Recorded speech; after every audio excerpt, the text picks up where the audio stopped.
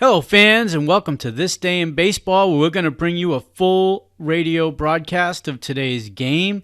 And before we do that, I just want to thank Classic Baseball Radio, and there's a link in the notes where you can check out their full channel. They have many great radio broadcasts. And while you're listening to today's game, if you want to check out much more about the game and the players, look on the links below, and you're going to see links to player pages, the date the game happened, the year it happened, and the play-by-play. Enjoy the game, and check out the links while you're watching the game, and please don't forget to hit the subscribe button so that every time new content comes out, you're going to get that firsthand. And thank you again for checking out This Day in Baseball, and enjoy the game.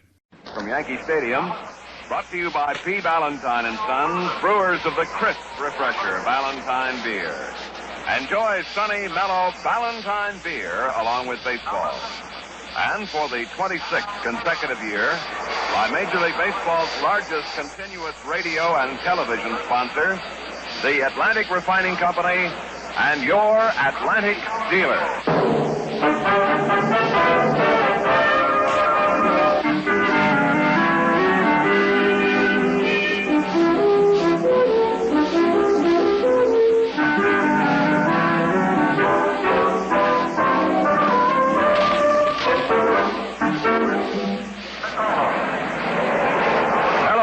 This is Bob Delaney from Yankee Stadium in New York, where the Yankees and the Tigers close out their three-game series.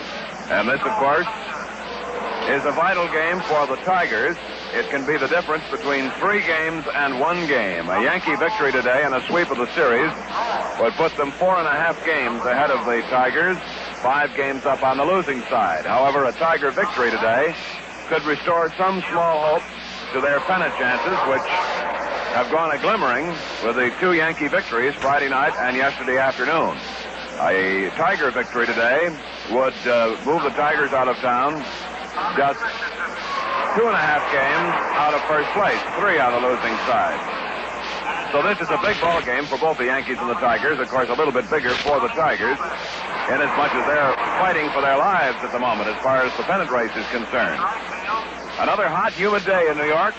Another very large crowd at Yankee Stadium. The grandstand, as it has been for the entire 3 games, is, for all practical purposes, sold out. There may be a few obstructed view seats in the upper decks of right and left field, but generally speaking, the stadium, as far as the grandstand is concerned, is packed. The bleachers today will have fewer people than in either of the previous 2 days, but again today we'll have a crowd that will be in excess of 50,000. Down below us, warming up, Bill Stafford for the New York Yankees, and carrying the Tigers' hopes, the big right-hander Jim Bunning. Here are the batting orders for the Tigers. Leading off and playing second base will be Jake Wood. In center field, batting second, Billy Bruton. In right field, Al Kaline. In left field, Rocky Colavito. Colavito has accounted for the only 2 runs the Tigers have scored in this series so far, with a first-inning 2-run homer yesterday that put the Tigers out ahead for the only time in the 2-game series. At first base, Norm Cash. At third base, Dick McAuliffe. Chico Fernandez at shortstop. Mike Rourke catching. And Jim Bunning pitching. For the Yankees, leading off, playing second base, Bobby Richardson. At shortstop, Tony Kubek.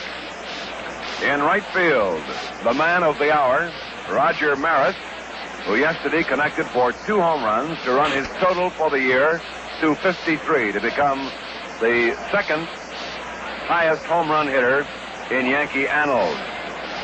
Babe Ruth, of course, being El Premier, number 1, but no other Yankee has ever hit in excess of 52 home runs, and Roger yesterday went to the 53 mark. In center field, Mickey Mantle. Mickey hurt his arm yesterday while swinging. However, during batting practice today, he found that his arm did not hurt too much if he didn't swing too hard. In fact, he bounced a couple, didn't bounce them in. He hit them into the seat, swinging very easily. So the Mick, with a bit of a tender arm, is nonetheless going to be in there today, swinging or bunting at the ball, but in there anyway. In left field, Yogi Berra batting fifth. Johnny Blanchard will catch today. First game that Elston Howard has missed.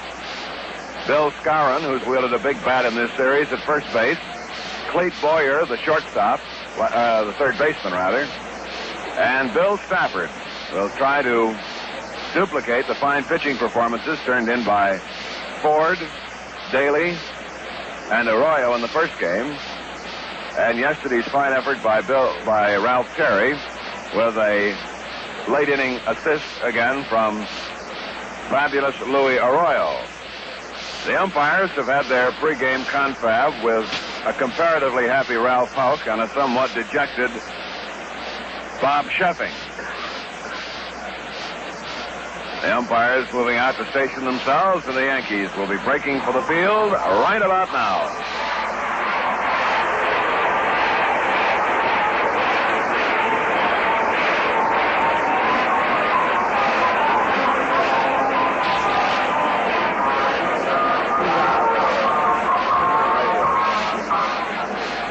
Following the playing of our national anthem, we'll pick up Phil Rizzuto for the play-by-play. Now, our national anthem.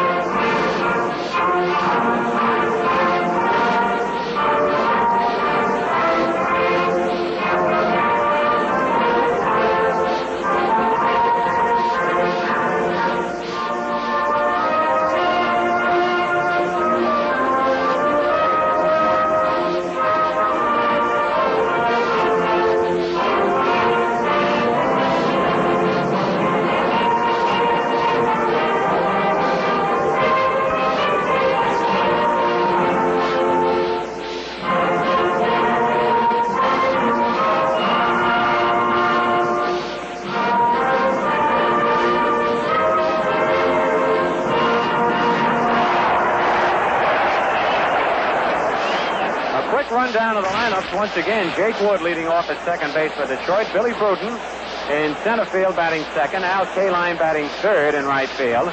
Rocky Colavito in the cleanup spot in left field. Norm Cash batting fifth at first base. Dick McAuliffe at third base batting sixth. Chico Fernandez playing shortstop batting seventh. Mike Rock catching and hitting eighth, and Jim Bunning pitching and hitting ninth. For the Yankees, Richardson leads off at second base. Kubek batting second at shortstop. Maris in right field batting third. Mantle in center field hitting cleanup. Yogi Berra in left field batting fifth. Blanchard catching and batting sixth. Skowron at first base batting seventh. Clete Boyer at third base batting eighth, and Bill Stafford pitching and batting ninth. Nestor Shylock calling balls and strikes. Cal Drummond at first base. Joe Paparella at second, and Ed Runge at third. And out on the mound, Bill Stafford, who has won 12 and lost 7. Against Detroit, he's had a rough time. No wins, 2 defeats. His lifetime mark against Detroit, 1 win and 2 defeats. Stafford won his last 2 games and has allowed only 1 run in his last 21 and a third innings. Last time out against the Twins on August 30th, he pitched a 4-hit shutout, winning 4-0, giving him 3 shutouts for the year to lead the Yankees in that department. And Stafford's earned run average of 2.63 is the lowest among the Yankees' regular starting pitchers. So the youngster, since he changed his delivery out on the mound, has pitched tremendous ball for the Yankees. As you know, the opposing coaches were picking off Stafford's signs by the way he held the ball while getting the sign from the catcher. Well, he has changed that now and is hiding the ball very well. And it's improved his pitching. Jake Wood leads off for Detroit, batting .257. 16 doubles, 11 triples, 11 homers, 57 RBIs, 27 stolen bases.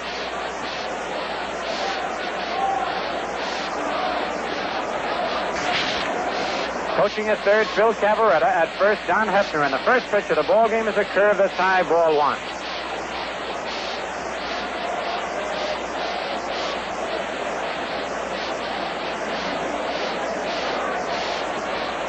Wood, a right-hand hitter, stands deep in the box. Boyer in at third. Stafford's fastball hit on the ground by Boyer down the left field line. There's Wood around first and rounds it and holds up as Yogi fires the ball in. So Jake Wood singles past the third baseman Clete Boyer, who was playing way in looking for the possible bunt.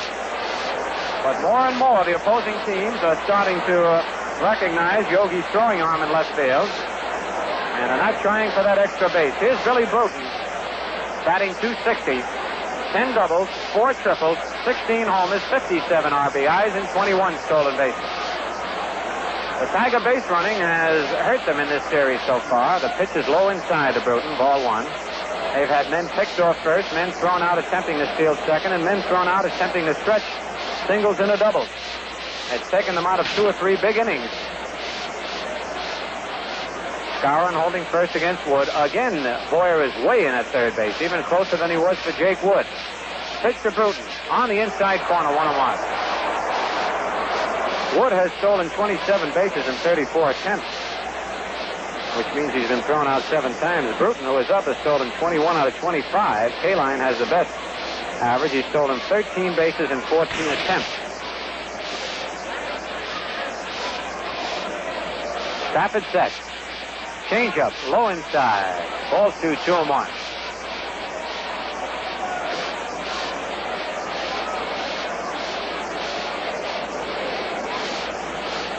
On deck, Al Kaline.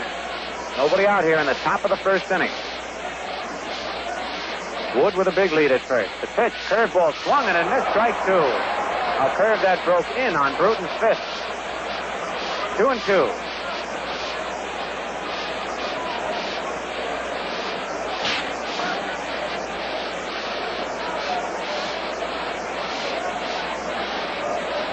Now Boyer moves back at third base. Yankee outfield straight away on Bruton. 2-2 pitch, curve, foul tip, and the back of the plate. Just got a piece of that breaking pitch. That was down just around the knees.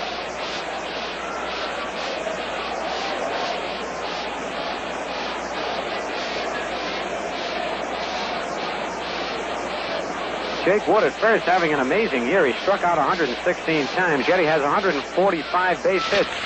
The second high total of hits on the Tiger team. So if he could cut down those strikeouts a little bit, he'd really up that average.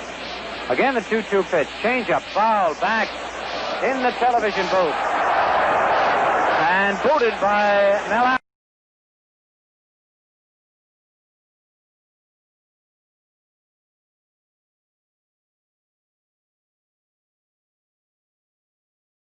Two count on Billy Bruton. Stafford set. Fastball hit on the ground to third. Boyer up with a throw to Richardson for 1.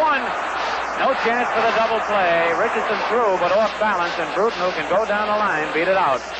So it's a force play from third to second. Bruton safe at first, and it brings up Al Kaline. Kaline has had a good series so far. He is 4 for 8 in this series. And for the past month, he's 39 for 116. That's a 336 clip. He is batting overall .309 right now with 33 doubles, 6 triples, 17 homers, and 71 RBIs. And as we told you, has 13 stolen bases. Bruton leading off first. Here's the stretch. Pitch to Kaline. Curve in there. Strike call. On deck, Rocky Colavito.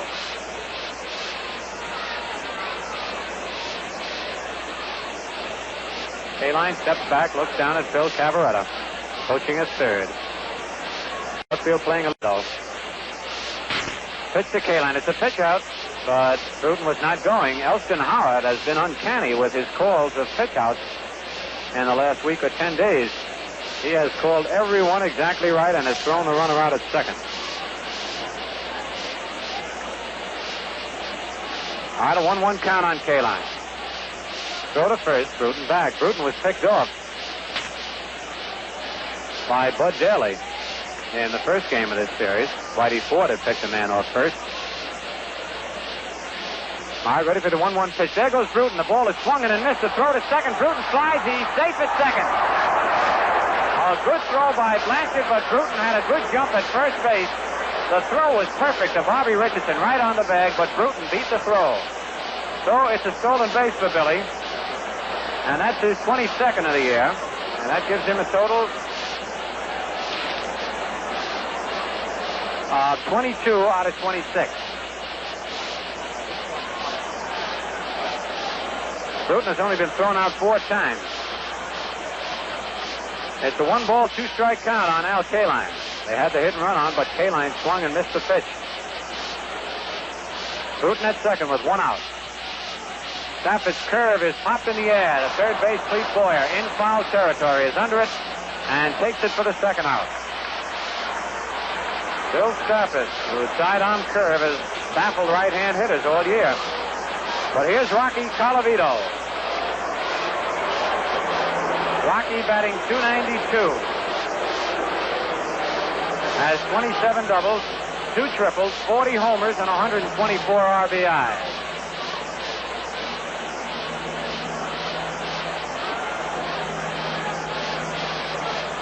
Rocky and Roger Maris tied at 124 each, trailing Jim Gentile by 2. Pitch to Colavito. Curve outside, ball 1. On deck, Norm Cash.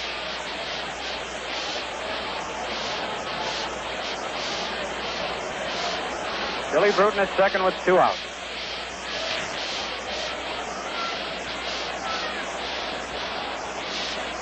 Rocky points the bat out at the pitcher. Stafford sets. Fastball over, strike called, 1-1.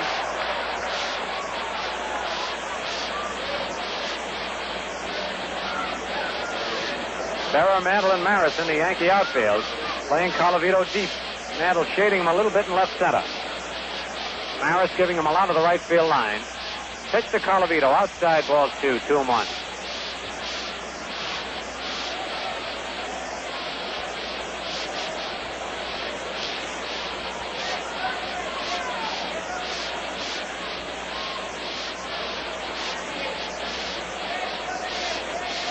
Ball, 1 strike count on Rocky.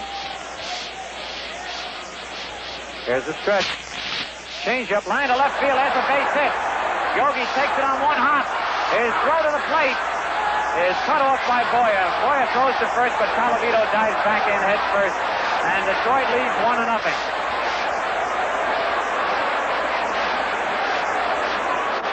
Bill Stafford threw a change of pace to Colavito, but got it up around the eyes, and Rocky lined a single to left.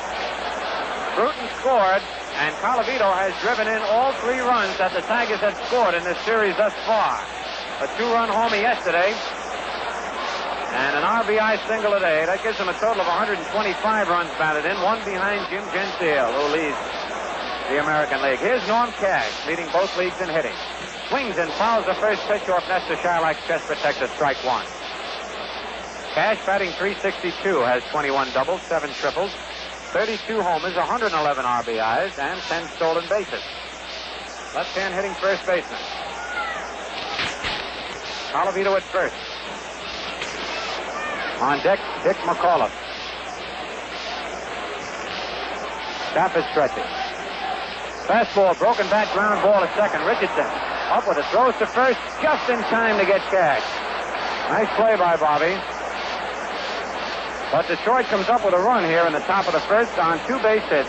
No Yankee errors, 1 man left, and at the end of 1/2 inning, it's Detroit 1, the Yankees coming to bat.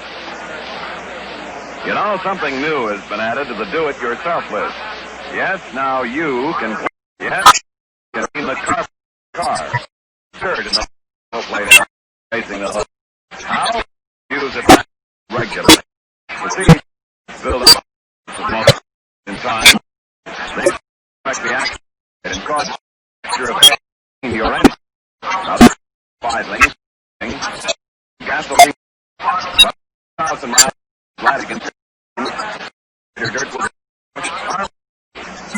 long as you Imperial. You needn't worry. Deposit. More people are using Imperial. It's the that's clean. Lane.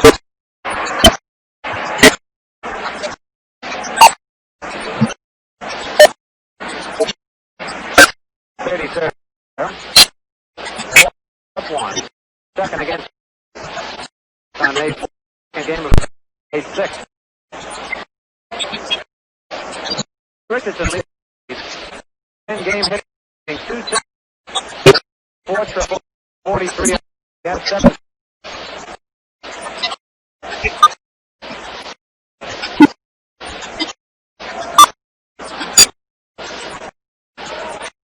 Jim tall and lean. He's 6'3", 185 pounds. That's not too lean. Pitch to Richardson is a bunt attempt, missed, strike one. And Bobby had Dick McAuliffe Buffalo that third. He bluffed the bunt, brought his bat back as though to swing. McAuliffe moved back, and then Bobby tried to drop a bunt, but bunted right through the pitch.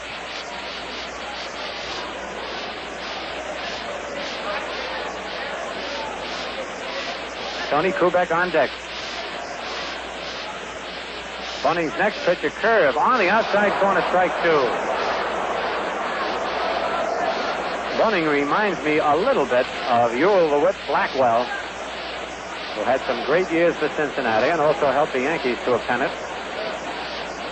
He comes by the way of third base, and a right-hander really has to dig in to keep from stepping in the bucket. Two-strike pitch, curve, swung at it, missed, strike three. He got the ball on the outside corner, and on three pitches struck out Bobby Richardson. Brings up Tony Kubek, who came through with a clutch single, driving in 2 runs yesterday. Tony batting .282. 35 doubles, 4 triples, 6 homers, 39 RBI.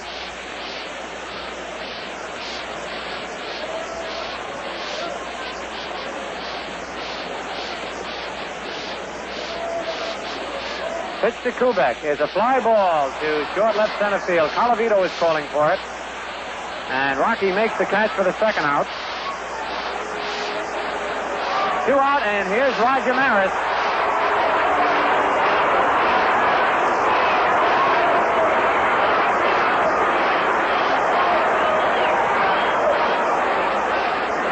Roger Maris batting .273, 16 doubles, 3 triples, 53 homers, and 124 RBI.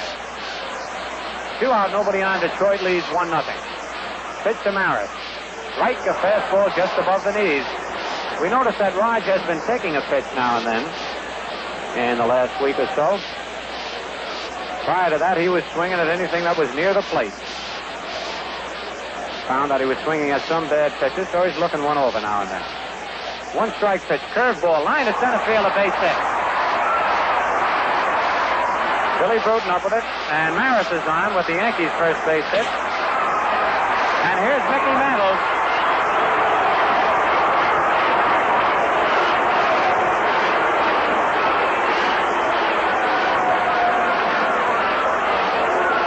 Mickey Mantle batting .322, 14 doubles, 5 triples, 48 homers, and 115 RBI. Mickey hurt his arm yesterday during the ball game.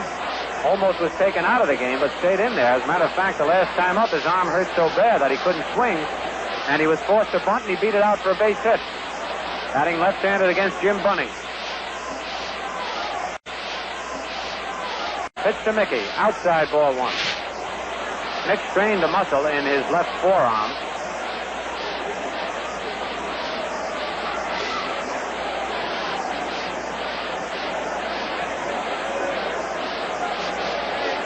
Mantle's had his share of miseries this year, as he does every year. Harris leading off first, Cash holding him on. Pitch to Mickey. Inside, ball 2, 2-0. On deck, Yogi Berra. Now the big crowd here at the stadium, watching the last appearance of the Tigers here in New York.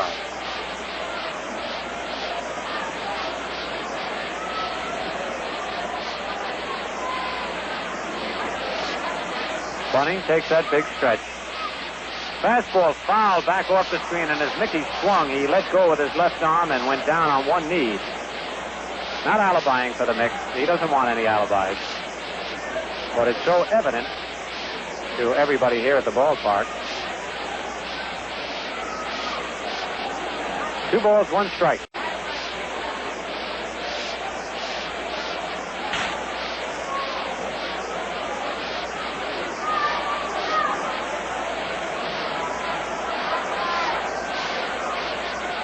Bunning set, pitch, outside and high, ball 3, 3-1. Tigers leading 1-0 here in the bottom of the first with 2 outs.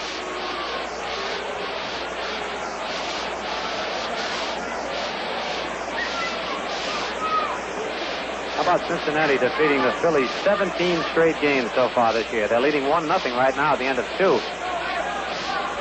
One big reason the Reds are in first place. 3-1 pitch to Mickey. A foul back. Look out. Man, they're gunning for Mel Allen today, I tell you. That's the second one that went by Mel. This one went back in the mezzanine. Full count on Mickey, and with 2 out, Maris will be off with the pitch. Bunning will be off with the pitch. Bunning goes to the rosin bag. And the pitchers will be using that a lot today.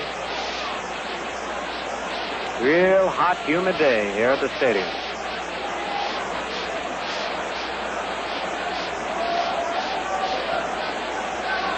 All right, Bunning ready for the payoff pitch to Mantle. There goes Maris. A drive to deep right. That's gone. Way back in there. A home run for Mantle.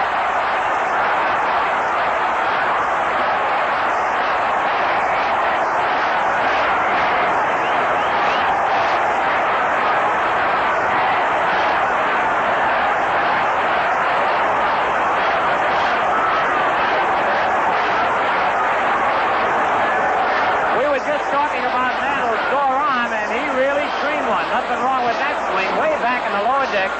Homer number 49 on the year for Mickey Mantle. Gives him 117 RBIs. The Yankees lead 2-1 now with 2 outs. And off Jim Bunning, that's the 20th home run pitch he served. Mantle and Maris now with 102 homers between them. Yogi hits the first pitch to deep right field, way back, and there's a home run for Yogi.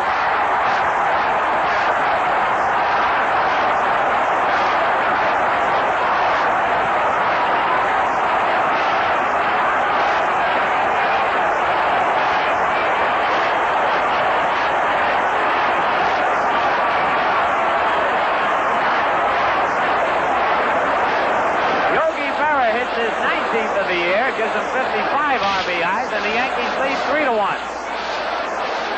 So after Bunning got the first 2 Yankees out fairly easy, Maris single, Mantle homered, and Berra homered. Back-to-back homers by Mickey and Berra. Here's Johnny Blanchard, batting .286. Bunning pitch to Blanchard, a curve over strike call. Johnny has 5 doubles, 1 triple, 15 homers, 36 RBIs. That's the 11th time this year that Yankee hitters have hit back-to-back homers.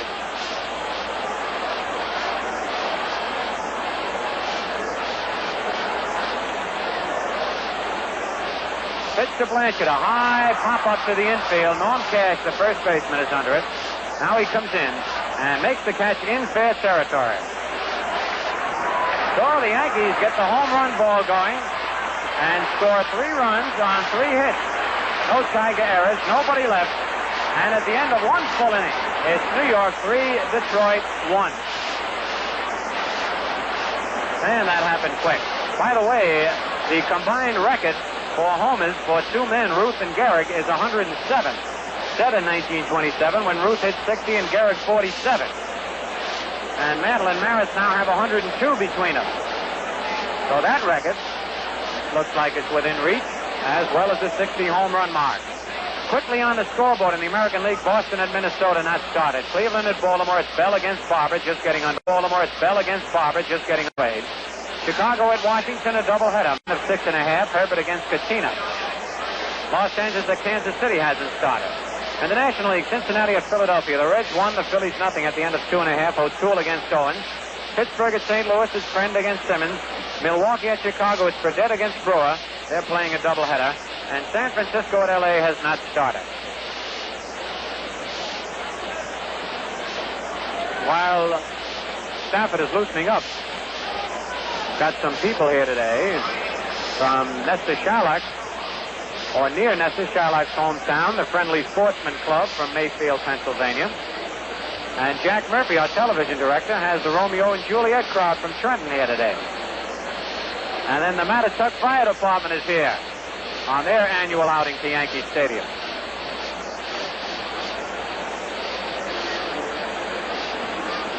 All right, Dick McAuliffe leads off for Detroit here in the top of the second.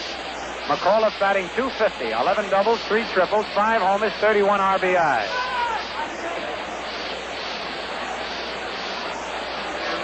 Pitch to McAuliffe. Curve. Outside, ball one. By the way, that homer of Mantle ties him with Ralph Kiner. They both have 369 lifetime homers and are tied for 8th place in the all-time home run hitting derby. Fastball. Outside, ball 2, 2-0. McAuliffe bats him left-handed.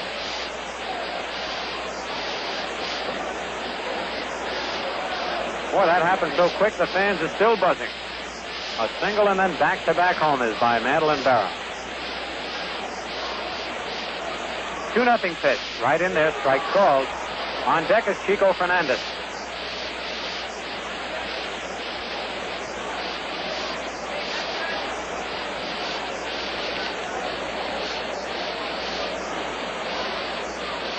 Stafford's 2-1 pitch. A curve popped in the air. Clete Boyer, the third baseman, is under it.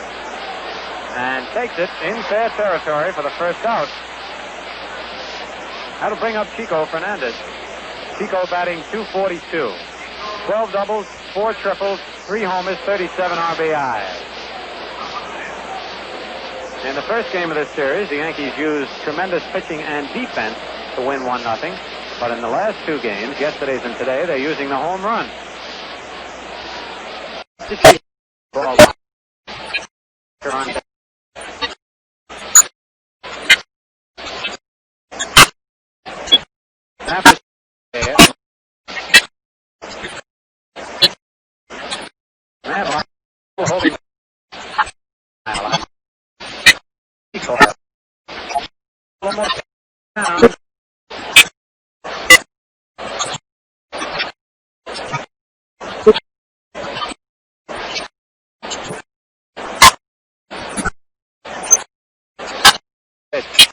Middle. One.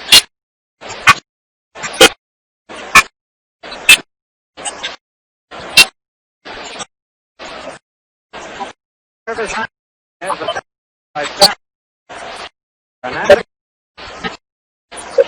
Michael. 30. Both 1 and 20. 6 by 7. And innings of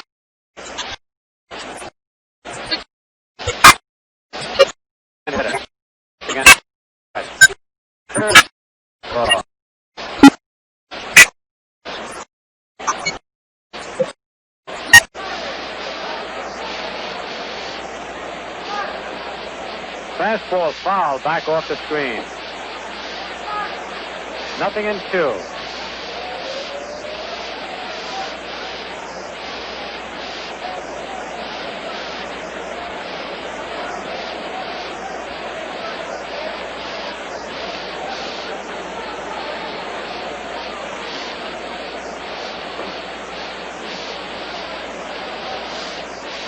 Fernandez leading off first.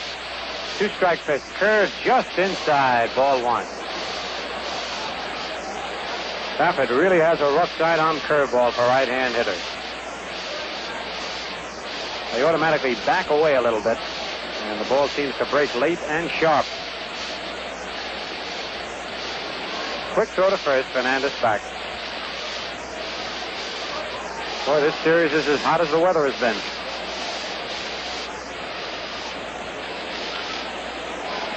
Stafford ready again. There goes Fernandez. The curve is hit on the ground to third. Boyer goes to first base in time for the out, but Fernandez, by running, broke up the double play. And Rourke was fooled on that pitch. It was a half swing that Boyer easily picked up and threw him out. So it's 2 out, and here's Jim Bunning. Bunning batting .149, 13 for 87, 1 double, 4 runs batted in. 3-1 New York lead. Top of the second, 2 out. Fernandez at second.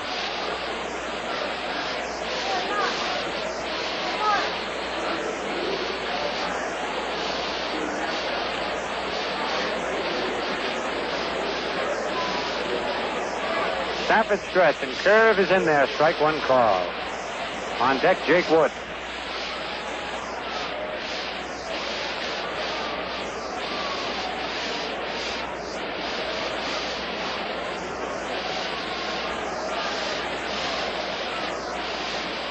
Curve is high this time, 1-1. Tigers are much more of a running club than the Yankees. They have stolen 89 bases this year, counting Bruton's today. The Yankees have stolen 27.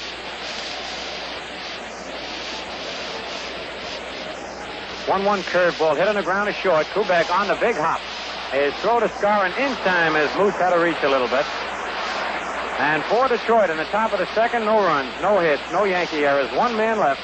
And at the end of an inning and a half, it's New York 3, Detroit 1.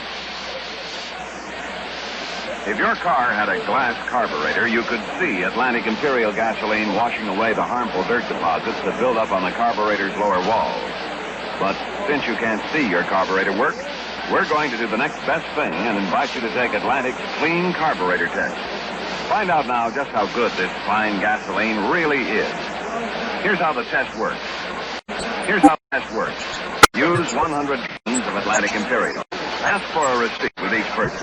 Then, if you're not satisfied that you're getting better performance from your car, just mail receipts to the Atlantic Refining Company. They'll refund the average difference in cost between 100 gallons of Atlantic Imperial and the same amount of regular gasoline. Try Atlantic Imperial. It cleans your carburetor as you drive and keeps it clean.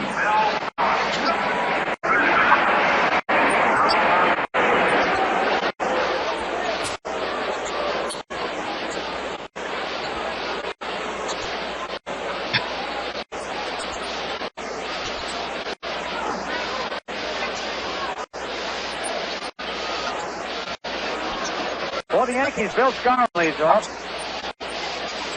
Moose batting .279. 20 doubles, 3 triples, 23 homers, 75 RBI. Pitch is a foul play, strike one. Skowron against Detroit this year is batting .340. He has 18 base hits and 53 at bats. Blanchard's batting .358. Howard .357. Kubek .291, 33. Now Mickey with that other hit goes up a little higher. So they're doing pretty well against the Tigers. The sidearm curve is in there. Strike two call, 0-2.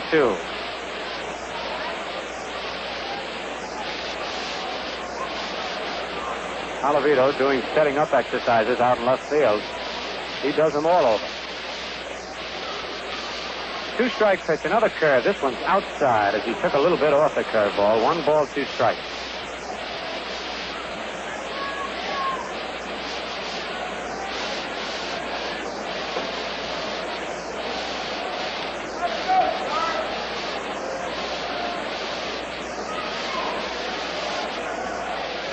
Curve outside, 2-2.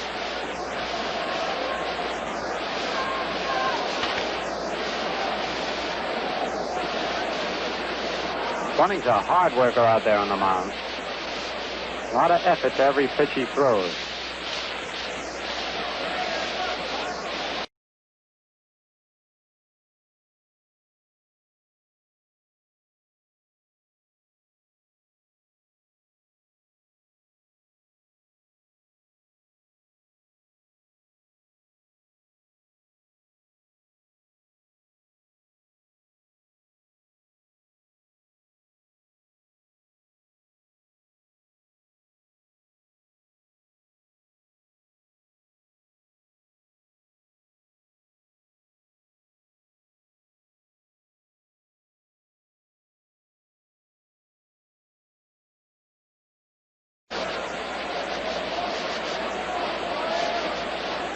One pitch, fastball, foul back into the seats. Oh man, that missed everybody and looked like it broke a slat out of one of the box seats.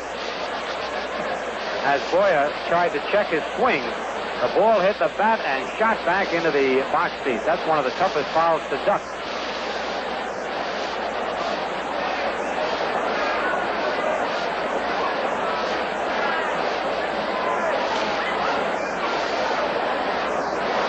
Somebody's drink went splattering all over trying to get out of the way of that ball. There's a curve fouled off the end of the bat to the right of the plate. 1 ball, 2 strikes.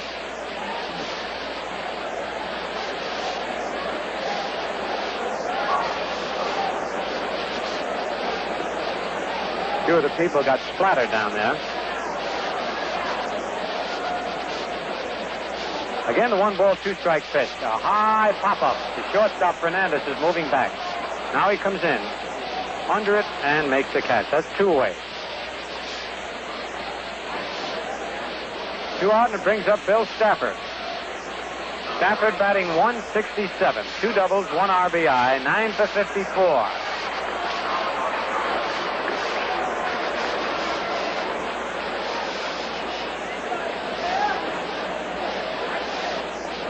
Two out, nobody on. 3-1 New York leads. This is the last of the second.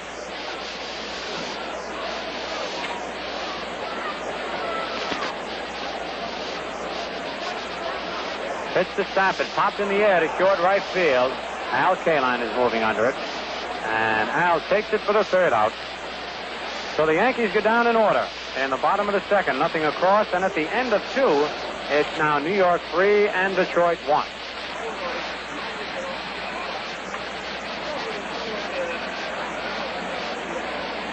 Atlantic is the gasoline specially designed to clean your carburetor as you drive and keep it clean. Here's Red. Well, what'd you say when Mickey hit the 3-2 pitch? Well, just prior to that, Red, I was trying to explain to the folks that Mickey's left arm hurt him, and I didn't think he could swing too hard. He sure made me wrong in a hurry. He had one of his best cuts of the year, and I almost fell out of my chair. Well, of course, he wasn't supposed to play, but apparently the arm got better overnight. And, of course, the important thing that the people don't understand is that Mickey plays whether he's hurt or not. That's why I said I'm not alibiing for Mickey. He's the last one who won alibis, but he's been hurting all year and turns around, hits a homer. Well, what'd you say when Barry hit the first pitch? You know, I hardly had time to say anything. I was talking about Mandel's homer, and Yogi didn't even wait for me to give his average or anything. He hit the first pitch in the bullpen. I said, there's another one. Well, he's getting stronger playing left field, isn't he? He loves it out there, Red. Well, 3-1 ball game. Favor the Yankees. And Detroit comes now with the top of the batting order in the 3rd. And the situation is self-apparent. This is one. This is the biggest game of the year for the Tigers. They know it. The Yankees know it. The big crowd that's out here knows it. So we'll just carry on.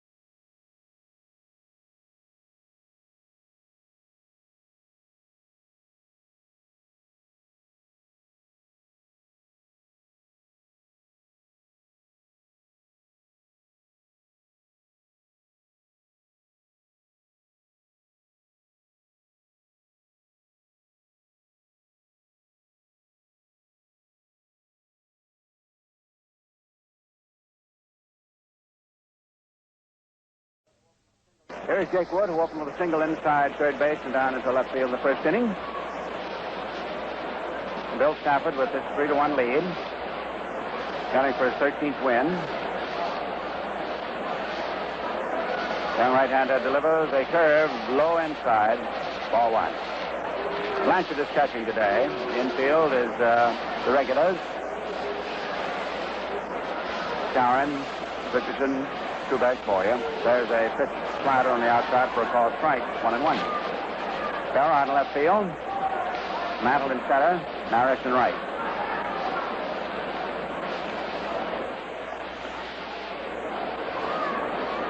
Stafford delivers 1-1. There's the ball grounded down to short. Two back on a big bounce. Up with it over to Scar, and plenty of time, and Wood is down. One up, one away. Here's Billy Bruton, who forced Wood in the first inning, then stole second base, and scored with 2 out on Colavito's single, which was Rocco's 125th RBI. Bruton hitting .259. Don Heffler coaching at first. Bill Cavaretta at third. Bruton, the left-hand batter, swings late, fouls it off into the third deck. Strike one.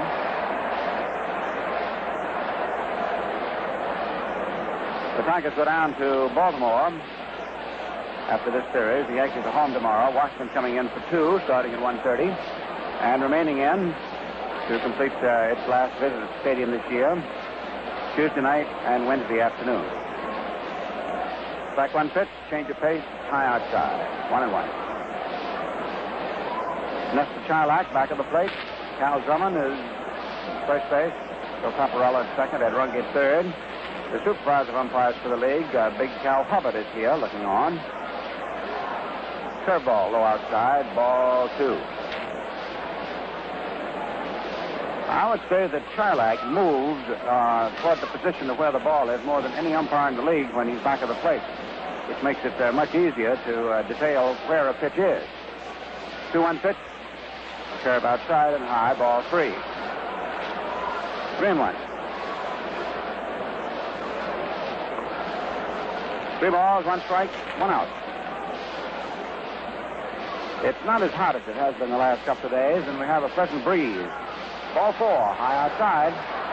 So, second walk given up by Stafford. Bruton is on. And now we have the big hitters lined up. Kaline, Colavito, Cash. Blanchard has gone out to the mound. Talked this situation over with Stafford.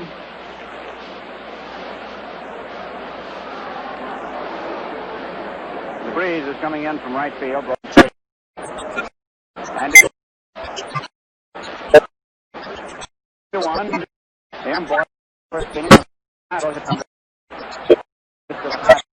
Back.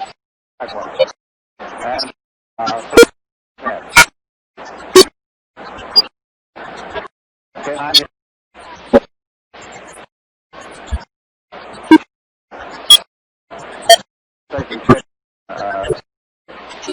okay, right.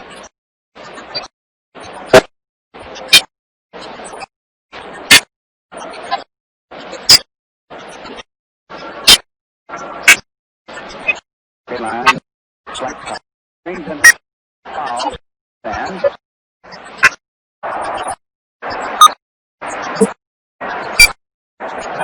the crowd and to fill couple extra.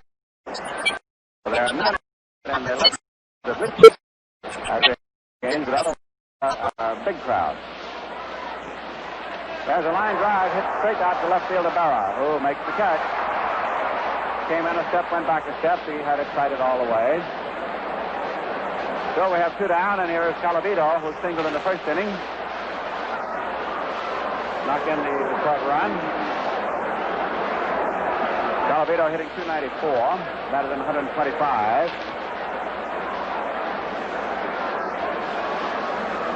Colavito has hit safely in 16 of his last 17 games, 25 of his last 28.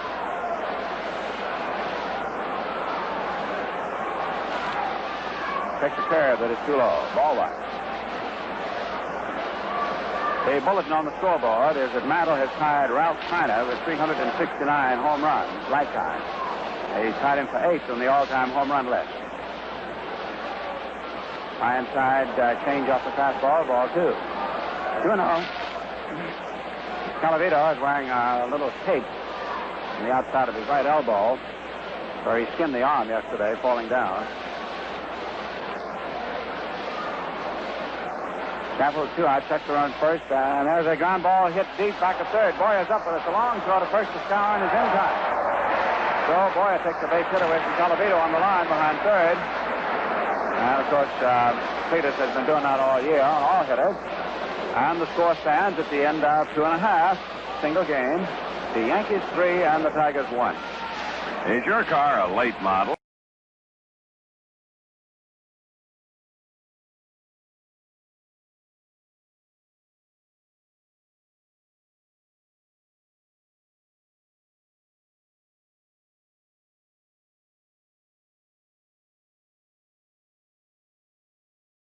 Just a few thousand miles.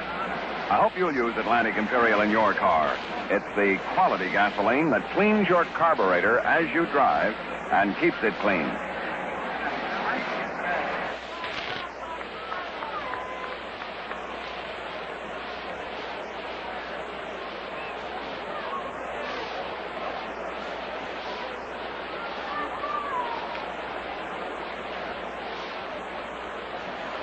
Tall Jim Bunning is ready to pitch to Bobby Richardson, does, and there's a high foul back into the stands for strike one as we move into the third inning.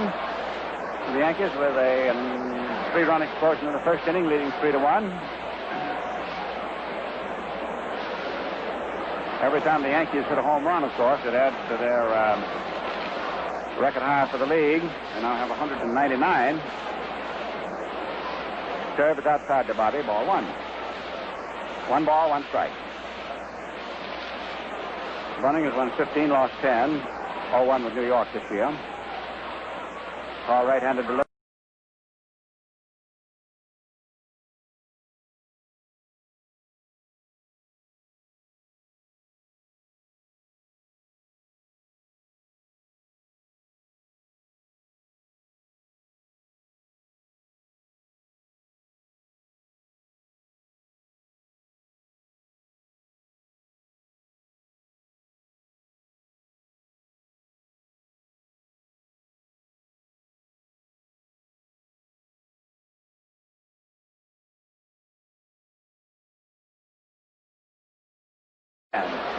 Strike 2.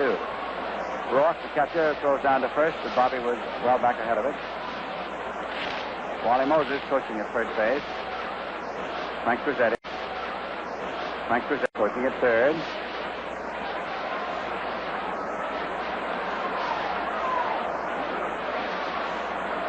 Bunning deals the fastball low outside, ball one. Right fielder Kaline is straight away on Tony, who can fall when he wishes. Although he goes to all fields, Calavito is in rather short in left, and Bruton is 2 steps over toward left in center. Bunning ready. He doesn't waste much time. Delivers the curve, swung on, low inside. Tony tried to check his swing, and then he looked imploringly at the umpire. Starlight said, strike 3. Now we have Norris up there. Roger hit a curveball for a single to center field in the first inning. Batting .275. He hit 52 and 53 yesterday. And, of course, it was front page news this morning. 1 down, run at first. There's a change up the fastball, swung on and missed. Strike 1.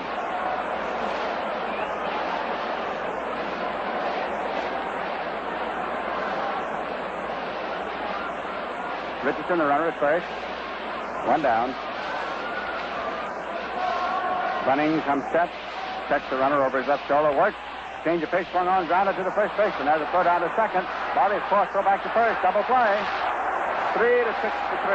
So they got the double play. Got out of the side. No runs, 1 hit. So the Tigers at their 125th double play. The Yankees have 25 more. And total at the end of 3 innings, 3 runs, 4 hits, and no errors. And for the Tigers, 1 run, 2 hits, and no errors. Bob Shepard over the PA is calling the attention of the stands here today to the doubleheader with Washington here tomorrow at 1:30, and then Tuesday night and Wednesday afternoon. The Indians come in for a makeup game Thursday night. That's the last game the Yankees have got to make up this year here at home. Regular night game Friday, Saturday single, and a Sunday doubleheader. Now, Boston, Minnesota, no score end of half an inning. Cleveland at Baltimore, no score end of 2.5 innings. First game, Chicago at Washington. Chicago 3, Washington 1 in the last of the 8th inning.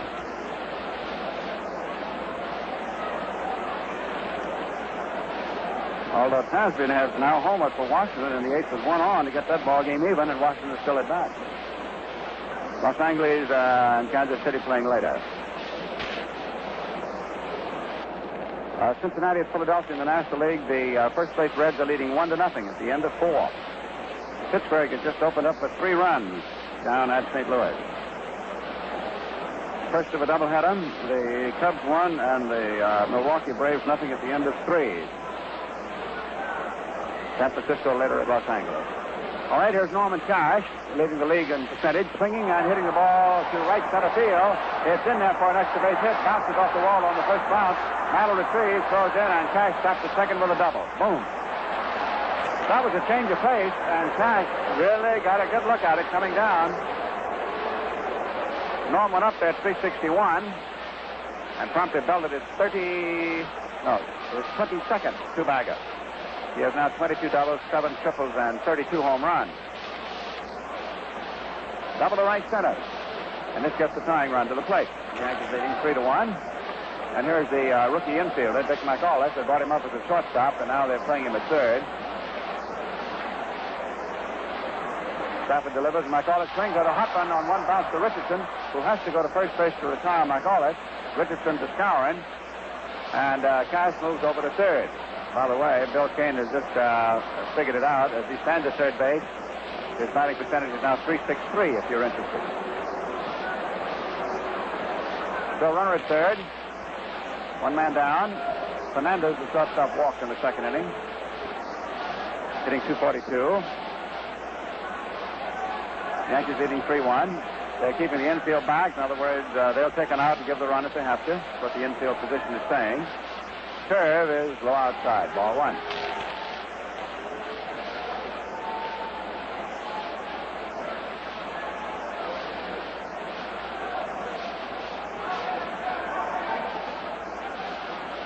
Stafford delivers a curve, and it is low outside again. Ball 2.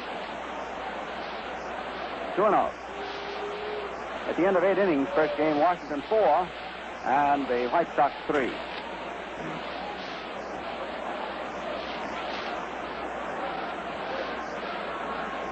Stafford behind, pitches 2-0. A good curve for a called strike. Notice that managers are changing rather rapidly. Richard quit to take the general managership at Houston. Luman Harris is the manager pro tem for the rest of the year. And Charlie Dustin was dismissed yesterday at Milwaukee, and Bertie Tevitt is in the dugout today running the ball club. And according to the story this morning, he has a contract for the next 2 years. Curve is on outside, ball 3. 3 balls, 1 strike. 1 down.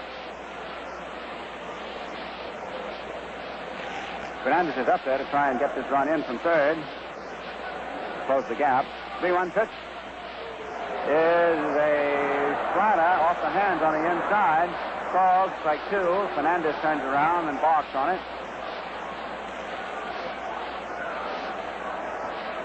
All right, 3-2.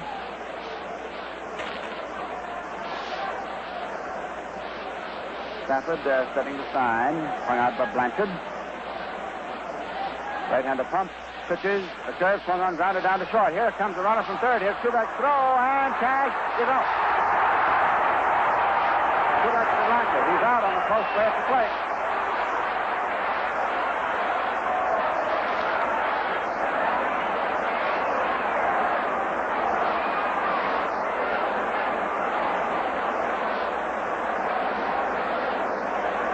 It seemed to me, I noticed out of the corner of my eye, because naturally you were watching the ball first, but it seemed to me that Cash hesitated just a split second before he decided to come in. Bang, bang play at the plate. Kubek to Blanchard. Fernandez at first, still a 3-1 game, and Catcher Rourke fouls the pitch back, strike 1. So he's thrown out at home, 6-2. So Fernandez at first is the fielder's choice. Yankees still leading 3-1.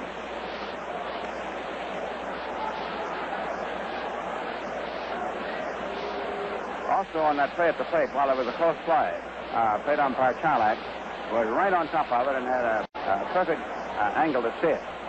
And there was no squawk. Throw to first, nothing doing. Fernandez back.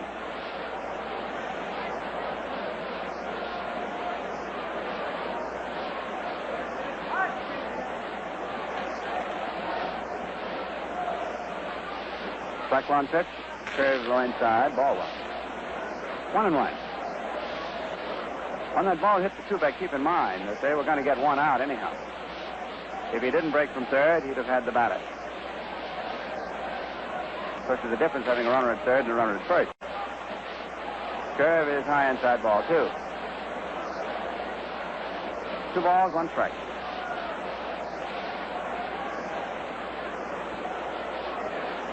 Stafford was 112, lost start this year, and they've beaten him twice. Pitches, fastball swung on, hit foul by a couple of inches outside third. Sharp foul ball. Ed Runge on the line back to third. All right, 2-2. For this very vital series with the Tigers here, the umpires will reshuffle. This is fast-moving quartet. 2-2 pitch, swung on, foul back into the third deck. Still 2-2.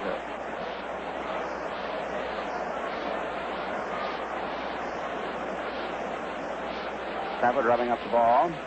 Pitches developed tremendously calloused hands, rubbing that ball all season long. They want to get it as rough as they can.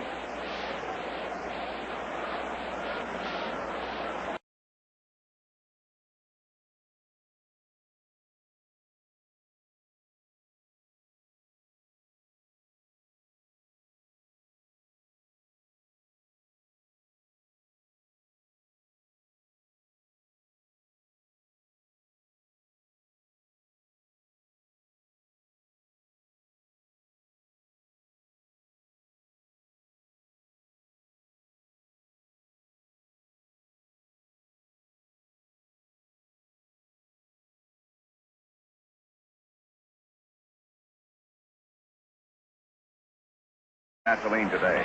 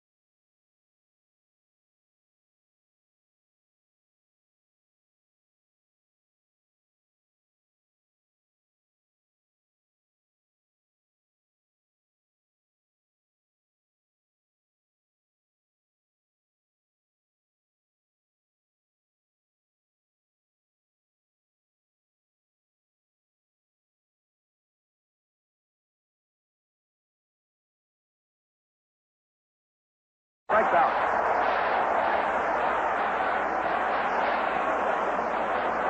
Bunning slowed up on him. Struck him out with a change of pace. Mickey hit a fastball in the first inning, and Jim remembered. Now we have Mr. Bauer hit the first pitch in the first inning.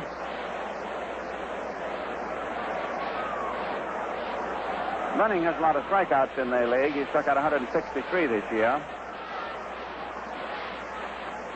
Pitches down across the knees. Bunning seemed to it that Bauer wouldn't hit the first pitch this time. 1 out after the 4th. Outfield remains deep and around toward right on Yogi, as it was for Mickey.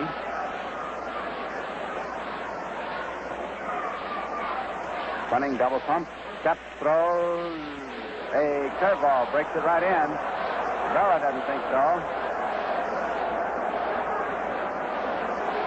All right, 1-1. I think Yogi thought the ball was high. He started grinning. Yogi has the most ingenuous, disarming way of protesting. 1-1 pitch. Curve low outside. Ball 2. He has a difference of opinion with you, but You can't feel that there's any animosity about it.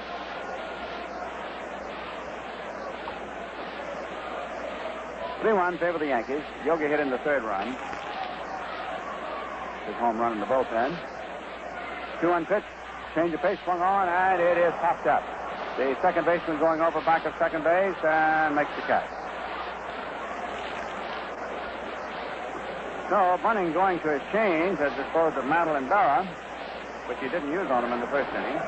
And now we have Blanchard, who fouled out to the first baseman in the first inning.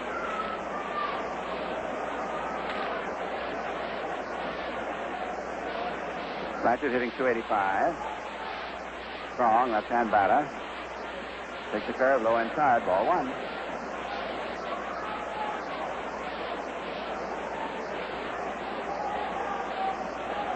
The ball is being brought in for an inspection. Plate umpire passes it, tossed it right back to the mound.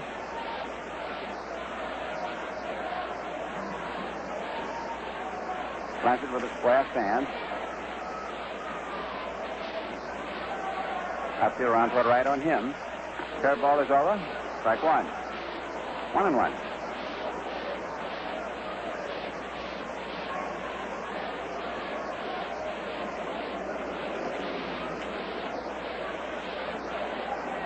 Bunning is a big, tall fellow. He's 6'3".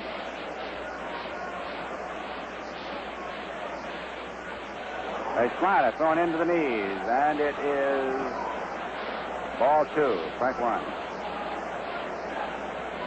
Bunning won 20 games in 57. Pitched a no-hitter up at Boston in 58. And for the last 2 years has been the league leader in strikeouts.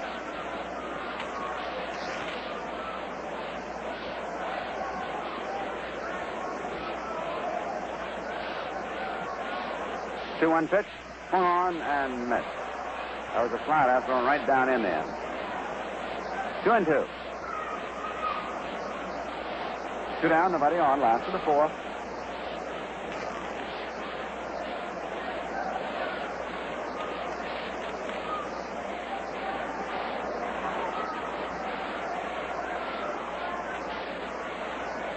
Durock delivers. There's a curve swung on, hits the right field. Kaline is waiting, and the right fielder takes it. That's all. And the totals at the end of four. The Yankees 3 runs, 4 hits, and no errors. The Tigers 1 run, 3 hits, and no errors. And now we'll pause for station identification.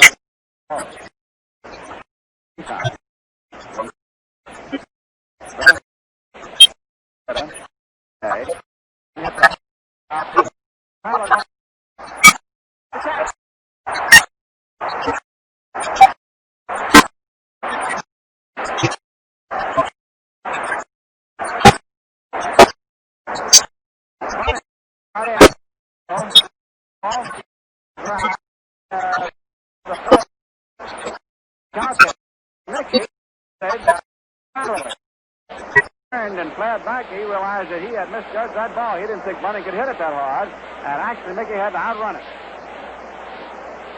Bunning was at second base, and the ball was caught and rather slowly trotted off. There is Jake Wood, who has 1 for 2, single. Tapper pitches low outside, ball one. Crowd still buzzing over Bunning hitting the ball so far, and Mantle running so fast to catch it.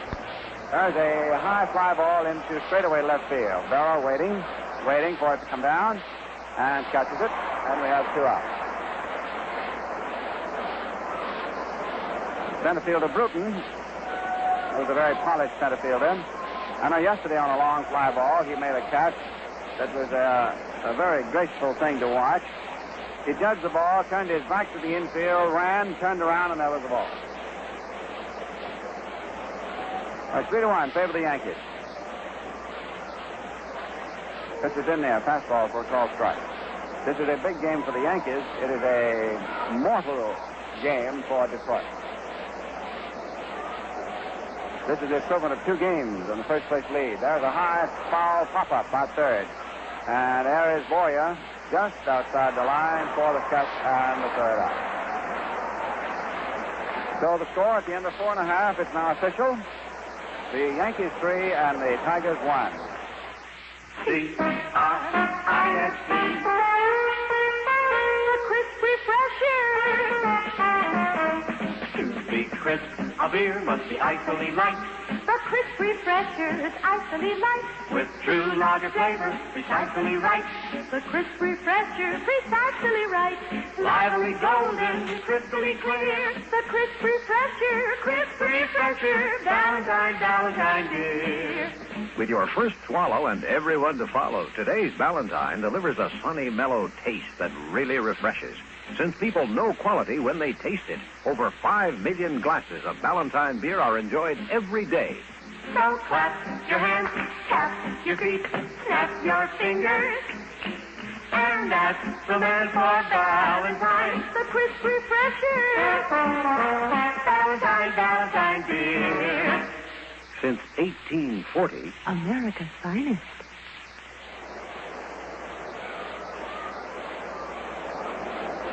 The last half of the 5th inning, the last third of manager Houck's batting list of 9, Skowron, Boyer, and Stafford.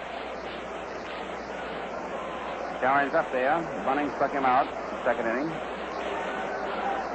The Moose hit in the winning run, 2 out in the 9th inning Friday night.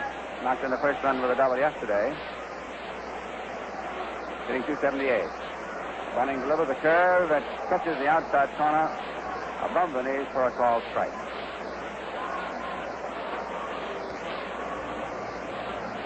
This is WOKO, Albany, New York.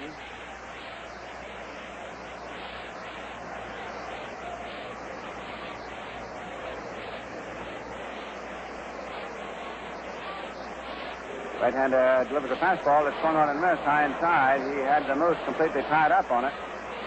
I think Town was set to swing, but I think he had expected a curveball.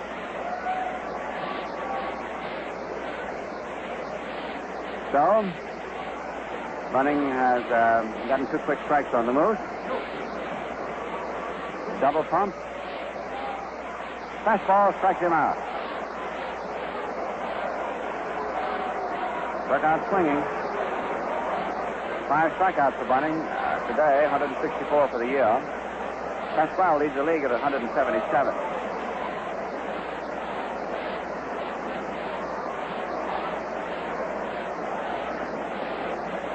All right, here's Boyer, pops to short, 2nd inning. Right-hand hitter.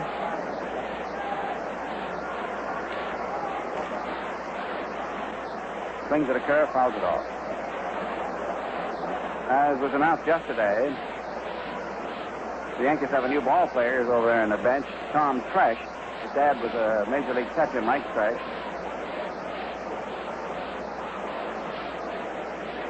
Tom can play, he's primarily shortstop. He can also play third. Switch hitter. Strike 1 pitch. Change of pace. Lined over third to left field. So a base hit for Cletus. He makes the turn and holds off. Line single to left. Number 5 for the Yankees. Now we have pitcher Bill Stafford making his way to the plate. The Yankees leading 3-1. All scoring was in the 1st inning. For Detroit, a single by Wood, who was forced by Bruton.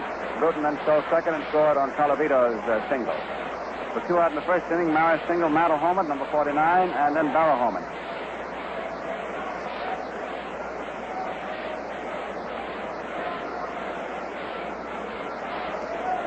Infield has to look for a bunt.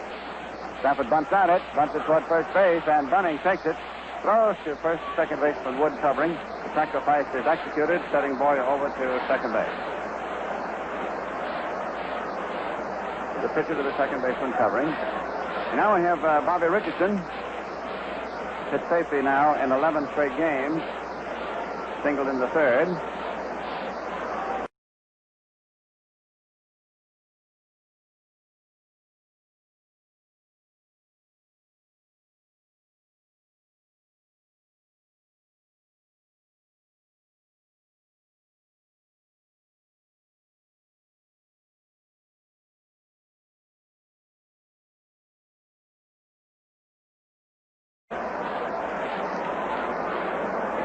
In other words, if they had not had Stafford bunt, he had swung, let's say he'd gone out.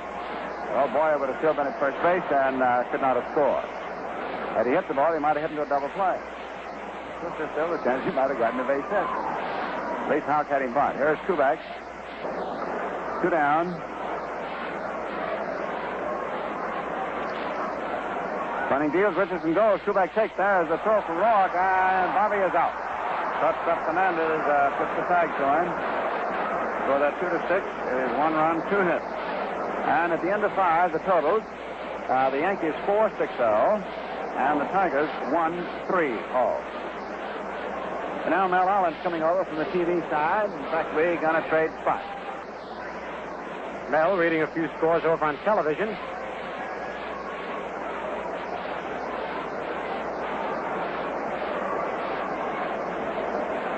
We'll wait and see what the story is.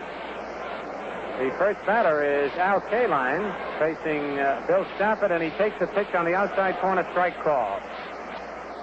Art Mill's going to take an inning off. His voice is not up to par. Has a little bit of a sore throat, so he's going to rest an inning. Kaline popped the third line to left field. Stafford's next pitch right in there, strike 2 called, a fastball that cut the plate in half.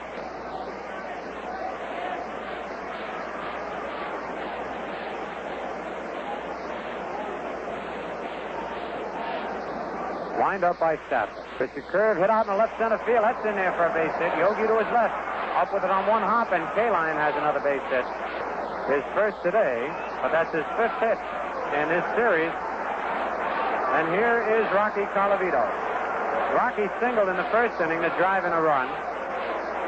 Bounced out deep to third base. Boyer making a fine play, throwing him out in the 3rd inning.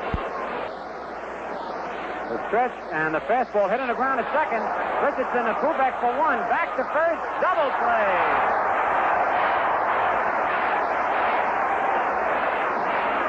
And for the Yankees, their 151st double play of the year. Colavito's trying to go to right field, hit a hard grounder to Richardson. Kubek was playing in the hole and caught the ball about 10 feet away from second base. Touched the bag and fired to first. They still had Colavito by plenty. Here's Norm Cash. Bounces second, double to deep right center field. Cash batting .363. Stafford's pitch is high, ball 1.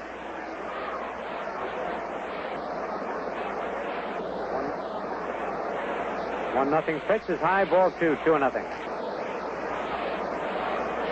All year long, the Yankee infield has gotten the pitches out of jams. Not that they've been in that many, but whenever they have been in trouble, they've come up with a big double play. Fastball over, strike call, 2-1.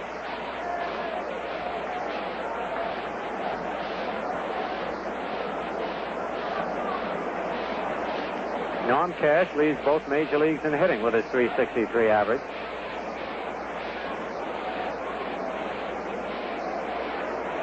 Two-1 fastball foul back off the screen, 2-2. Yankees scored 3 in the first on a 2-run homer by Mantle and a solo homer by Barron, and 1 in the 5th. Again, the 2-2 pitch. A curve hit deep to right. That one is gone. That one is way back in the bleachers, 3/4 of the way up to the left of the Yankee bullpen. A tremendous home run by Norm Cash. His 33rd of the year. And did he hit that one? Roger Maris didn't even take a step. He just turned around with his hands on his hips and watched that ball sail back there. at least 3/4 of the way up in the bleachers. A high curveball. It's now a 4-2 ball game in favor of the Yankees. Here's Dick McAuliffe. Pop to third, bounce to second. The pitch inside, ball one.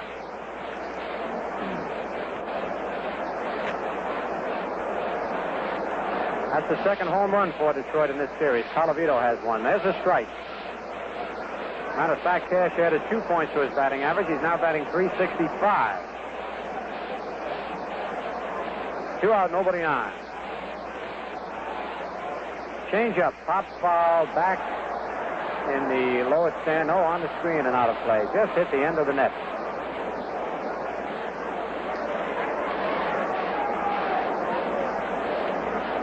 Now the 1-ball, 2-strike pitch. Change up, hit high in the air to right field near the line. Maris coming over to his left near the wall. Reaches in, he can't get it. It's foul. Just went in a little too far. Maris reaching into the stand. Count holds at 1-ball, 2 strikes.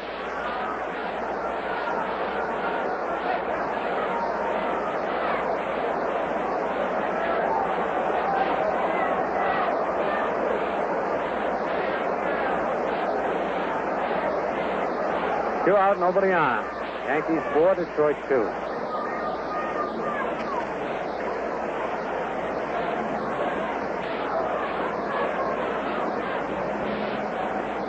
Again, the 1-ball, 2-strike pitch. A ground ball off Stafford's glove, and McAuliffe's going to have a base hit. He deflected it, George Richardson, but the ball lost its speed, and before Bobby could get to it, McAuliffe has himself an infield single.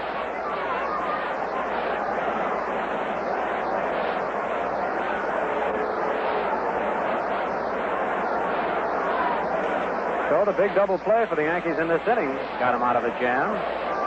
Not altogether as Cash homered McAuliffe single, but would have been a lot worse. Here's Fernandez, who walked, and with a runner at third and 1 out, bounced to Kubek, whose perfect throw to Blanchard at the plate nipped Cash, trying to slide in. 2 out.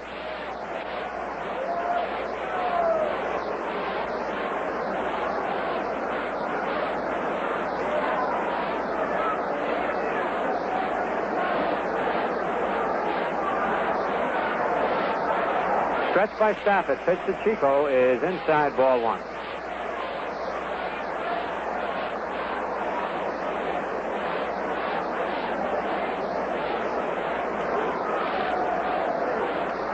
Here's a stretch. Fastball foul off the umpire's mask, 1-1.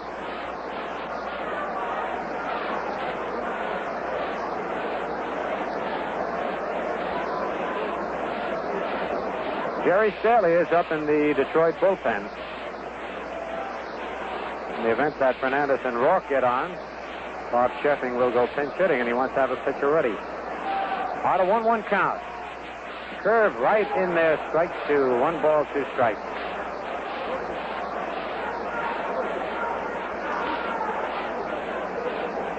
Louis Arroyo is up in the Yankee bullpen.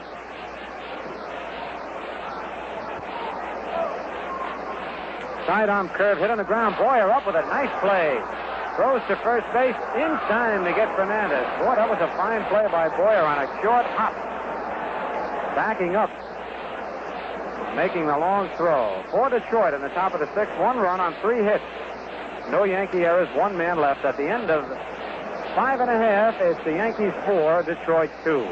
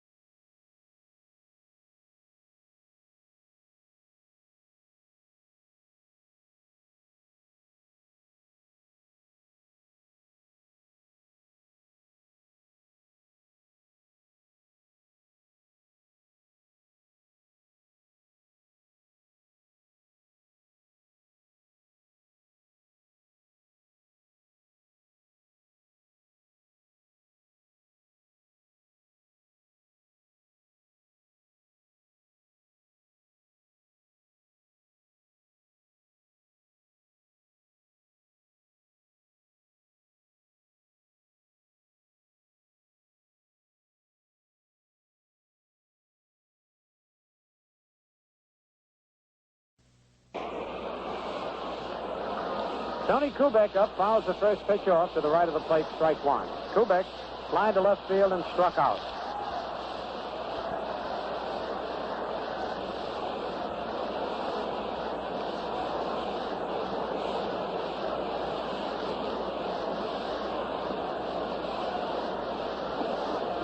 The Yankees lead, bottom of the sixth. Bunning's fastball a little high, 1-1.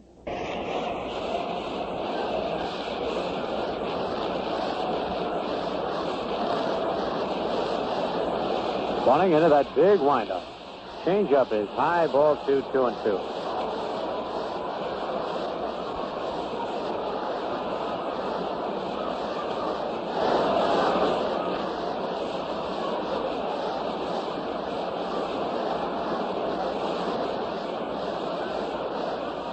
Now the 2-2 pitch. Fastball foul. Back in the mezzanine.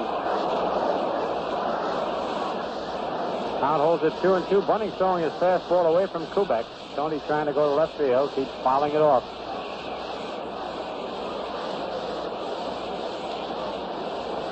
Bunning goes to the rosin bag.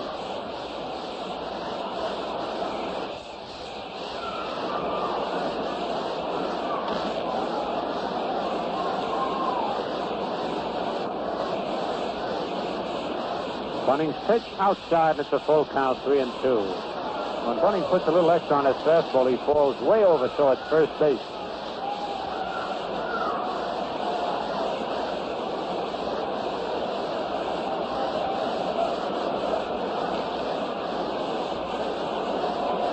All right, now the payoff pitch to Kubek. It's a ground ball foul outside of first.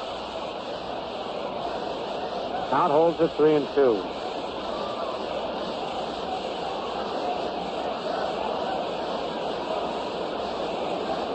Yankees 4, Detroit 2 in the last of the sixth. Nobody out and nobody on.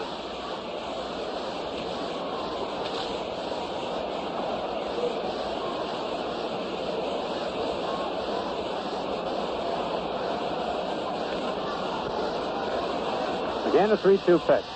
A fly ball to straightaway center field. Bruton going back. Turns under it and makes the catch in fairly deep center field. One out. Here's Roger Maris. Maris singled to center and scored ahead of Mantle's 49th homer in the first inning, and then hit into a fast double play in the third inning. Fans yelling for number 54 for Maris.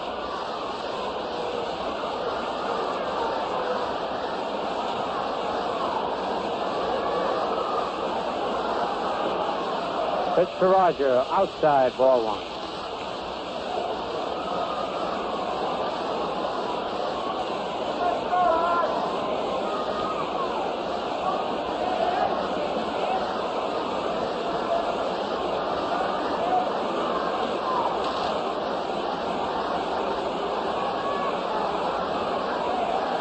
Bunning's next pitch is a strike call.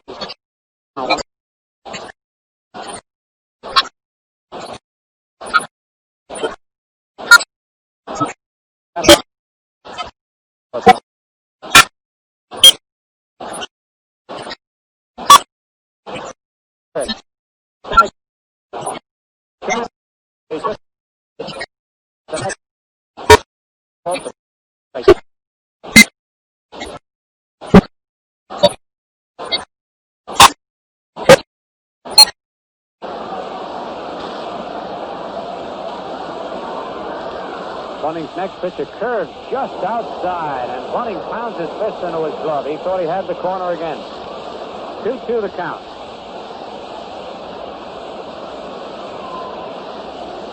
In the first inning with 2 outs, he was bearing down on Maris, and Maris singled up the middle to start the Yankee 3-run rally. Then back-to-back homers by Mantle and Berra. New York picked up 3 runs. Here's a 2-2 pitch. Foul back in the upper deck. And that time he came right over the plate. Maris had a good touch.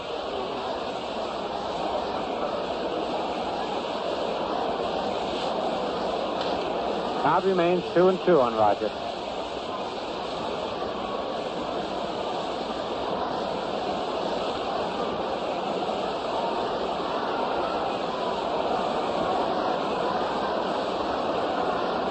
Bunning into the windup. Curve low inside. It's a full count on Maris. 3-2.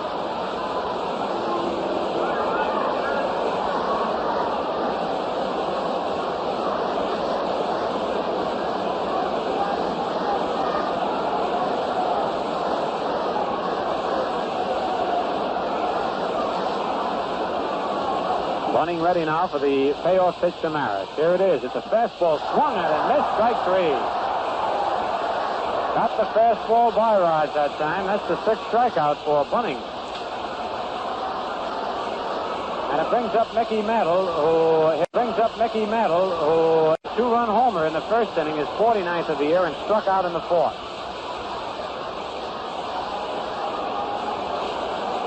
2 out, nobody on. 4-2 New York lead.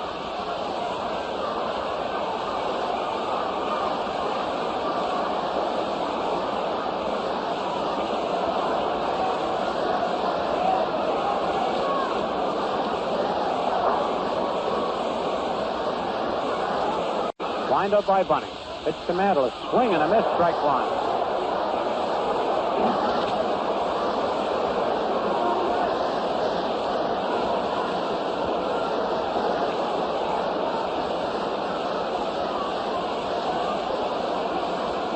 On deck, Yogi Berra.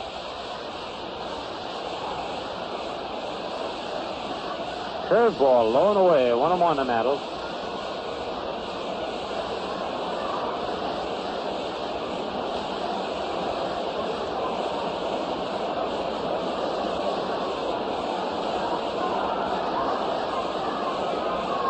Colavito way over in left center field on Nick. 1-1 fastball outside, and Bunning almost fell down trying to put a little extra on that pitch as he fell towards first base side of the mound. 2 balls, 1 strike.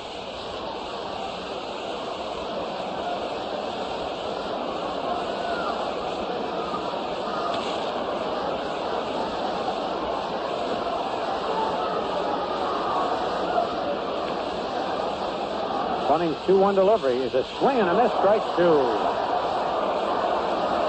Bunning is really firing that ball.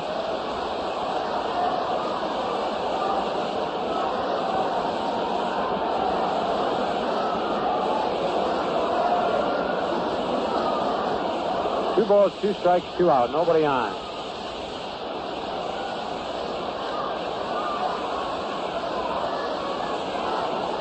Here's the windup. 2-2 pitch, high and away, ball 3, 3-2.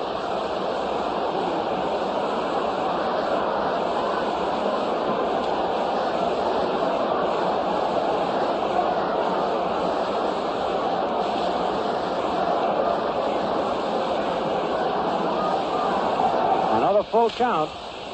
Bunning has had a full count on all 3 Yankee hitters in this inning. Got Kubek to fly to center, struck out Maris. Here's the payoff pitch to Mantle. Strike 3, swinging. 7 strikeouts for Bunning. The Yankees go down in order in the bottom of the 6th. No runs, no hits, no Tiger errors, nobody left. And at the end of 6 full innings, it's the Yankees 4 and Detroit 2, and we pause for station identification.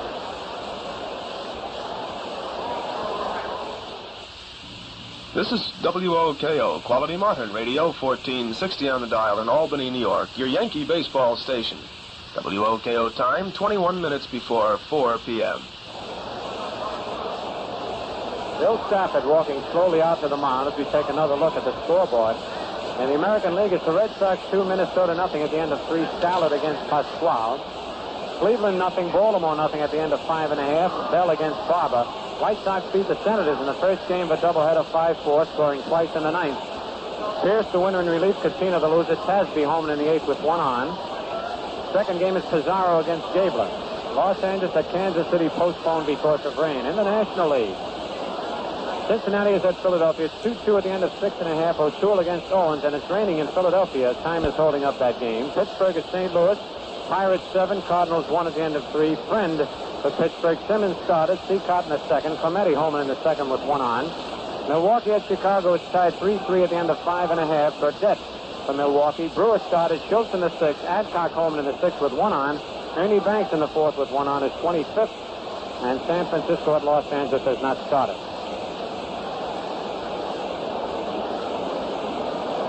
A reminder that Tuesday night, Wednesday afternoon, the Yankees against the Senators. Wednesday is the last day before New York schools open on Thursday. Great idea to bring the youngsters for that final day of the summer vacation. Right now, we're going to have a pinch hitter for Detroit as we get ready to go in the top of the seventh. To tell you all about it, Mel Allen. Hello there, everybody. Thanks, Bill. Larry Osborne leads off for the Tigers in the seventh inning, hitting for Mike Rourke, with Charlie Maxwell on deck to hit for Bunning. As Bob Sheffing sends up the shock troops here. Stafford's pitch is high, ball one. Luis Arroyo's warming up. Stafford has not been very sharp all day.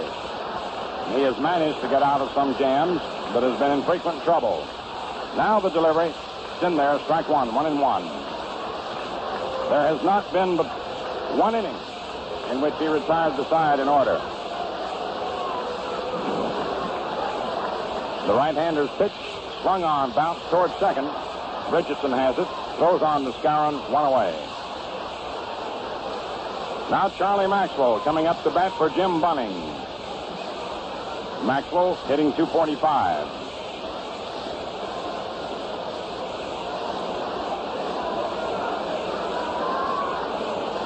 Stafford's big problem today has been a lack of sharpness in his control. He generally has to keep his stuff low. An overpowering type pitcher sometimes when that ball comes up can still throw it by you. Now, Stafford does have a good fastball. He's not as fast as his Bunning, for example. There are very few good high fastball pitchers.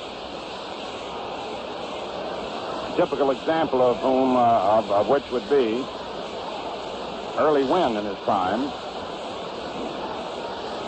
But a man, for example, like an Allie Reynolds or a Bob Feller, on days that they didn't get the stuff where they wanted, they could overpower you. Here's the pitch to Maxwell, and it's outside for a ball, 1-0.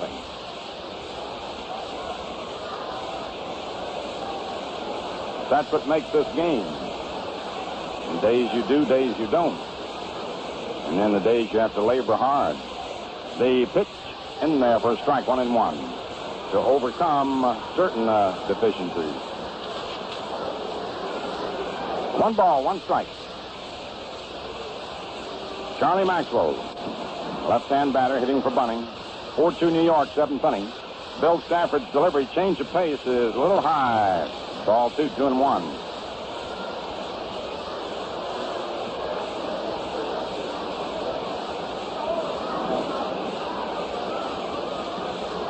Now the 2-1 pitch on the way to Maxwell. Swung on, hit foul, out of play, off to the left of the plate. A 2-2 count. Bill is a great competitor.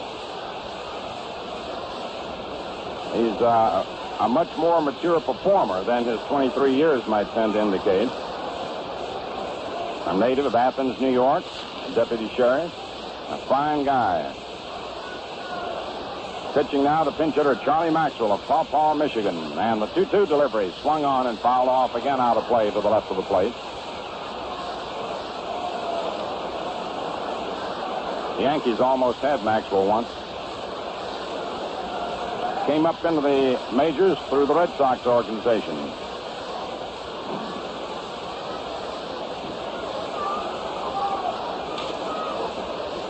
Two balls, 2 strikes. 1 out.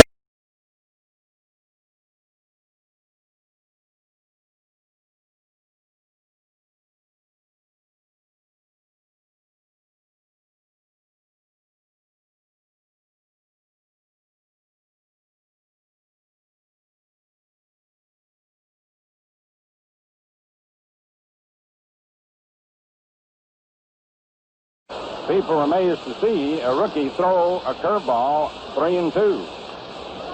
Shows you have confidence in that pitch. And not too many pitchers will do it. Here's Jake Wood coming up. Single to left, grounded to short, and fly to left. Boyer over at the mound talking to Stafford. Now Boyer hollers into the plate. No, he's talking to Shylock or Blanchard. Blanchard going out. And now Boyer's starting into the Yankee dugout, and here comes Ralph Halleck to the steps. And Blanchard points there.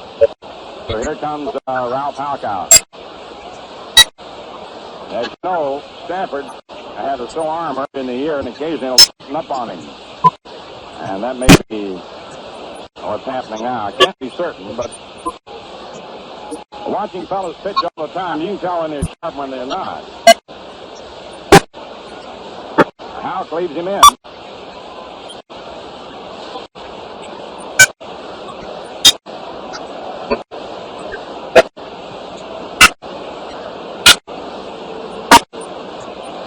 Here's Jake Wood. 1 for 3.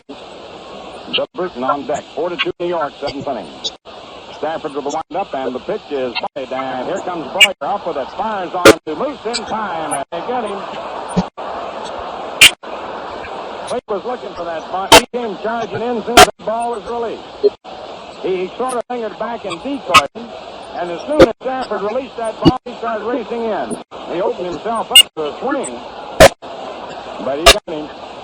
No runs, no hits, no errors, no one left on. The end of 6.5 innings, New York 4, and Detroit 2. A 7th inning stretch. Some folks got up in the top of the 7th, some here in the last of the 7th. But wherever you are, I hope anytime you feel thirsty, you'll stretch your hand into that refrigerator at home and get a bottle of that crisp refresher. I tell you, a lot of folks do. More than 5 million glasses of Ballantine beer are enjoyed every day. Actually, friends, the figure's closer to 5.5 million. 5,435,616. Now, that's quite a tribute to the brewers of Ballantine beer, because this is public acceptance of product quality on a tremendous scale. Yes, people know quality when they taste it. And that's why over 5 million glasses of the crisp refresher are enjoyed every day. You see, Ballantine has everything you want in beer. It's light, refreshingly light, with all the good lager beer flavor you want. That's why we call Ballantine beer the crisp refresher. How about you, though? Have you gotten around to asking that man for Ballantine beer lately? I hope you'll join all the millions of folks from the Canadian border to the Florida Keys who enjoy today's Ballantine beer. It's America's finest. Has been since 1840. Phil Regan coming in to pitch for the Tigers. Dick Brown back of the plate.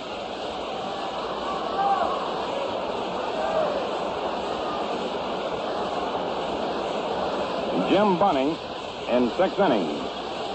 Gave up 6 hits and 4 runs.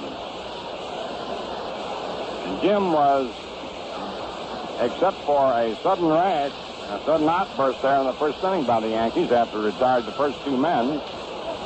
Maris singled, Mantle got his 49th homer, and Berra followed with a homer.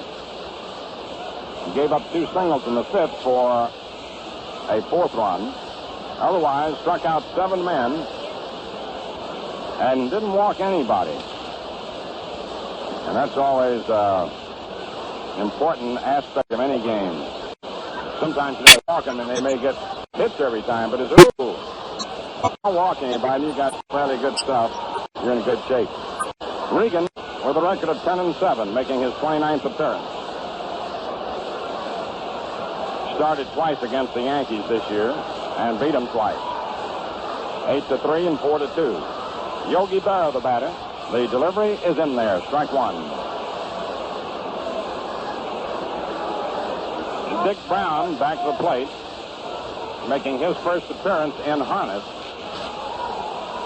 since July the 15th, when he broke the middle finger of his right hand. A foul tip causing the injury. One. Jumping. Back in the 7th. And Regan pitches back out. Time. He's getting part of the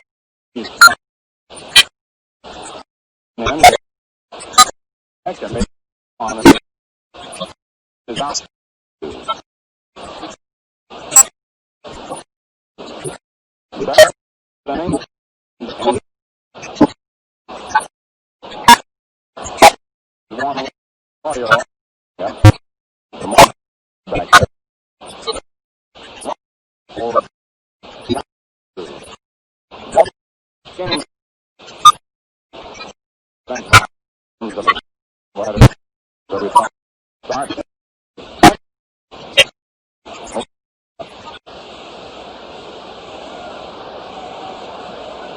Regan swings to the windup. Around comes the right arm. The pitch is swung on line to right field for a base hit.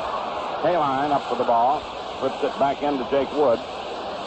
And Yogi gets his second hit of the game, ripping a liner to right field. Now Johnny Blanchard popped to first and line to right.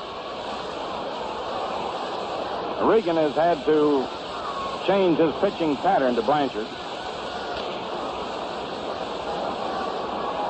John wore him out last year in the early part of this year.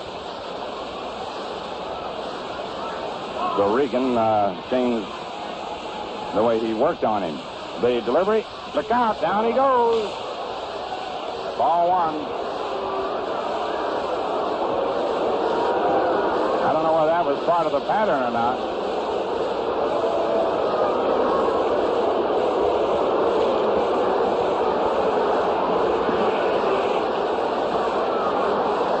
One ball, no strikes.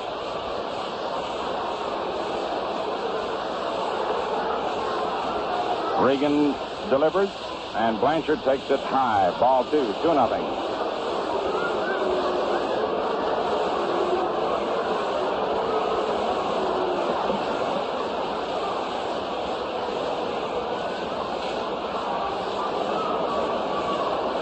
Two balls, no strikes. Here's the delivery. Swung on. There's the drive going to right field, going foul. He got out too much in front. Just went foul by about 10 feet or so.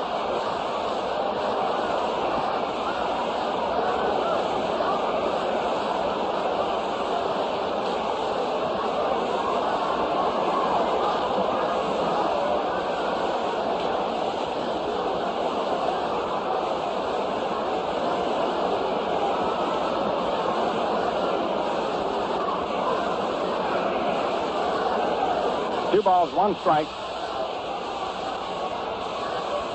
The right-hander to the stretch and the pitch. It's fouled off into the Tiger dugout on a check swing. Blanchard was pulling away from the plate, and the ball hit the bat and ricocheted over into the Tiger dugout. Two balls, two strikes.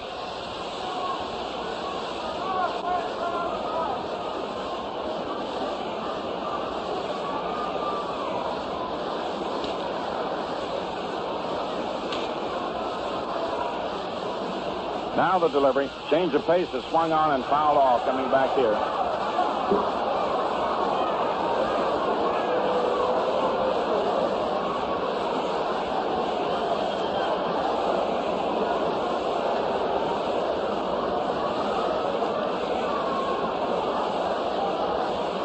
A 2-2 count on Blanchard. Bear on first. 4-2 New York, seventh inning.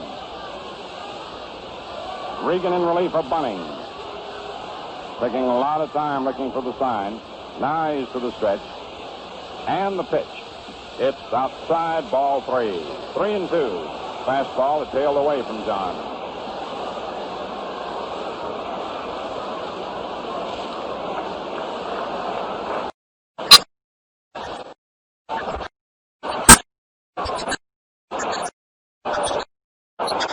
Three ball. Watch it. Run. One ball. To the plate. The count.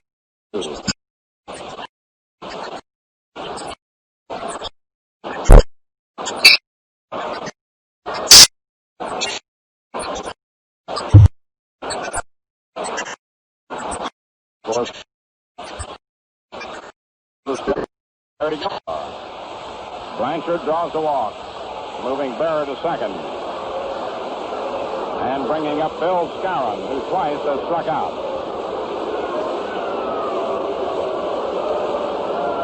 We're going to have a runner. Mike Tresh will run for Blanchard. Mike Tresh is a young shortstop.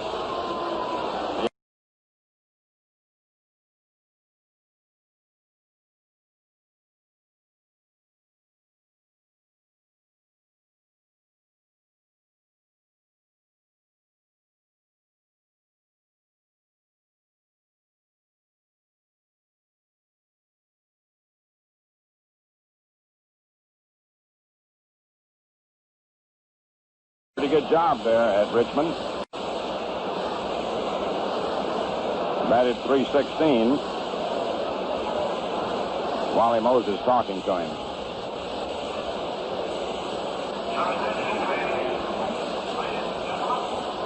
And we're looking out now toward the Tiger bullpen.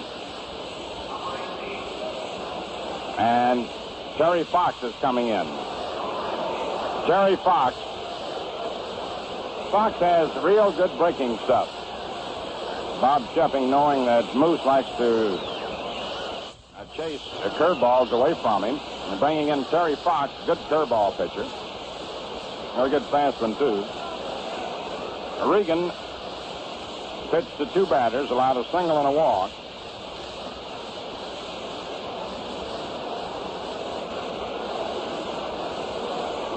Terry Fox coming in for the 32nd time this year. He was out for a while. From July 20th until August 20th, he did not make an appearance.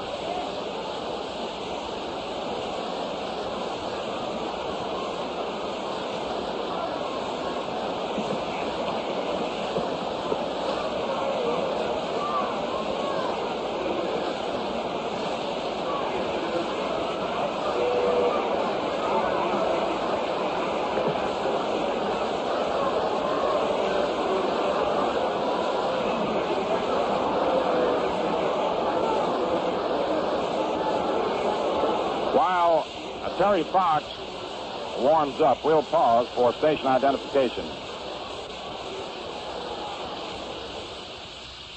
At 1460 on the radio dial, you're in tune with Quality Modern, WOKO in Albany, New York. Good sound broadcasting for 1961. Your Yankee baseball station. The time, 1 minute before 4 p.m. Terry Fox missed a lot of action because of an inflamed tendon in the elbow of his pitching arm, of course. But since August 20th, he has made 4 appearances, and this will be the 5th one since he returned to action. He has been one of the pleasant surprises for the Tigers this year. The 26-year-old right-hander, who's a 6-foot, 175-pounder from Midlothian, Illinois, came out of a Milwaukee organization. Milwaukee organization has a record of 4-1.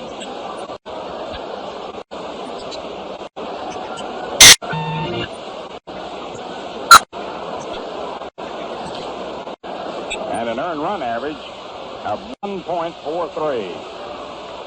In 44 innings, took out 23, walked 8. So he's pitching to Skowron with 2 on and nobody out in the 7th. 4-2 New York. The right-hander to the stretch. And the pitch. High and inside. Ball 1. Big motion. Pulled a string on him.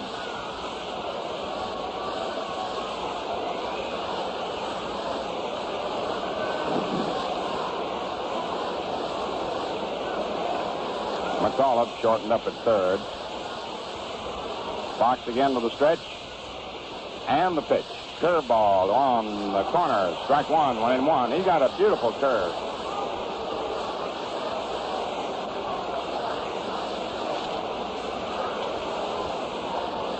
One ball, 1 strike.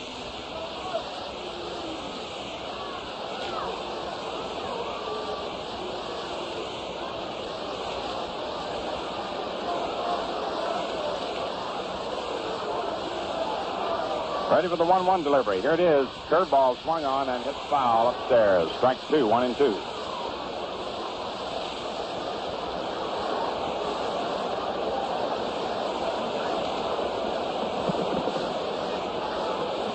One ball, 2 strikes.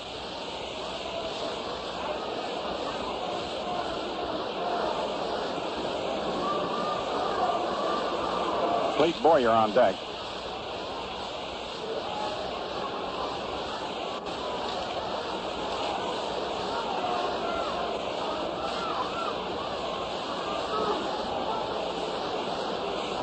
Here's the 1-2 delivery. Curveball outside, 2-2. Just a little bit too far out for Moose to go after. He had him set up for it. 2 balls, 2 strikes.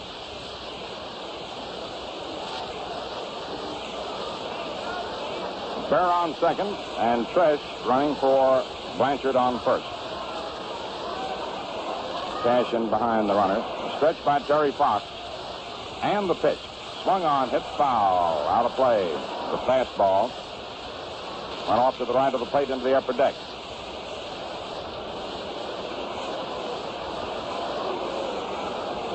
A 2-2 count.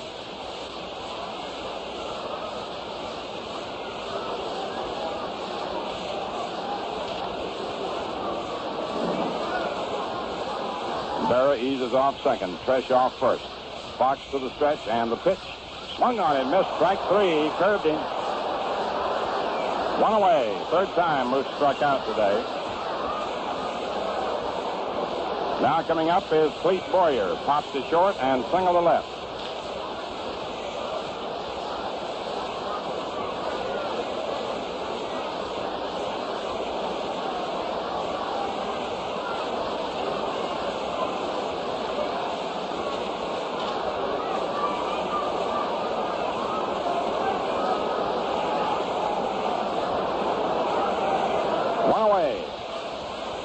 The pitch to Boyer. Swung on. It's a high fly ball into left. Colavito getting under it.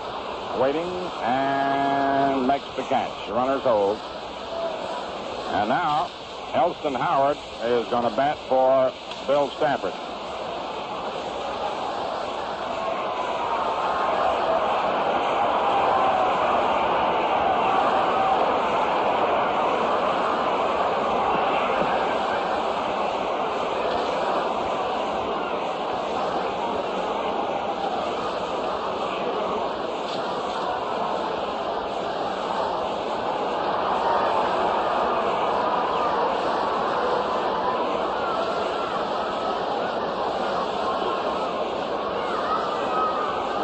Elston Howard, batting .349, hitting for Bill Stafford. 2 on. Terry Fox to the stretch and the pitch. In there, strike 1, 0-1.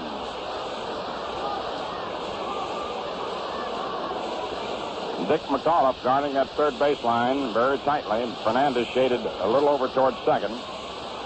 Howard has a good ground shot between third and short. If he gets his pitch. Outfield straight away.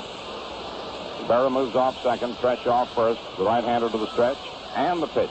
It's into the dirt. Blocked nicely, and it was swung at by Howard. Strike 2. He swung at a pitch that was into the dirt. He tried to pull back, but he couldn't. He was over anxious. That ball bounced up there. A 2-strike count.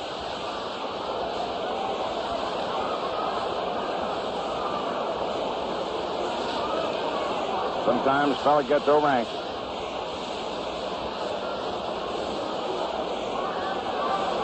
No balls, 2 strikes.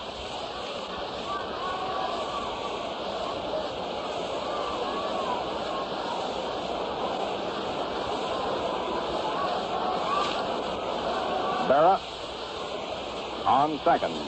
Tresh running for Blanchard on first. 2 out.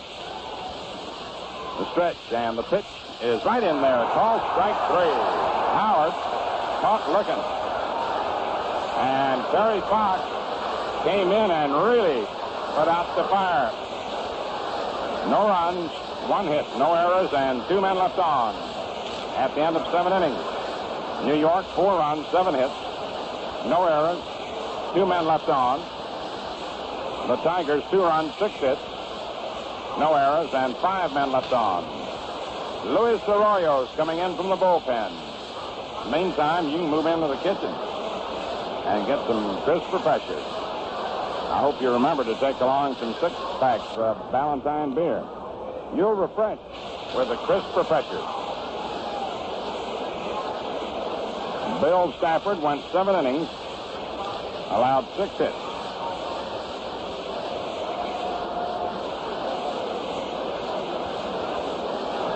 Walked 2, struck out 1. Charged with 2 runs. Luis Arroyo comes on for the 56th time this year and for the 3rd time in this series. He won the first game. He pitched an inning in the 3rd in relief of Terry yesterday. And now he comes on in the 8th inning in the final game of this series. Elston Howard is back at the plate. Arroyo will have to hit in Blanchard's spot, which is 6th in the order.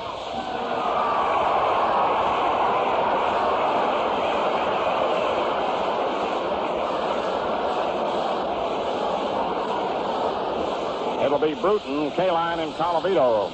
First 3 men up in the 8th inning. Elsewhere, Boston leads Minnesota 5-0 at the end of 4. Cleveland, Baltimore scoreless end of 6.5. Time called rain. Chicago beat Washington 5-4.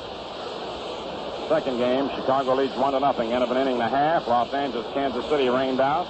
National League, Cincinnati, Philadelphia 2-2 end of 6.5. Pittsburgh 8, St. Louis 1 end of 5.5. Milwaukee, Chicago 3-3 at the end of 7.5 in the first game. San Francisco, Los Angeles later. Billy Bruton grounded to 3rd, walked, and fouled out to 3rd. Left-hand batter.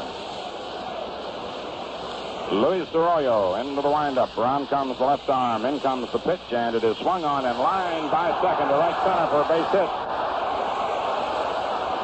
Mantle scoops it up and throws back into Richardson. And Bruton opens the 8th with a single to center, and here's Al Kaline coming up. Colavito to follow.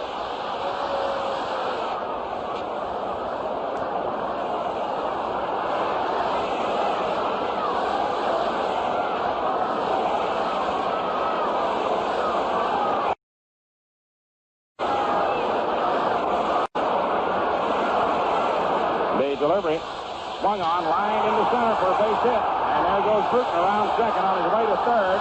Mantle throws into Richardson. Runners on 1st and 3rd, nobody out.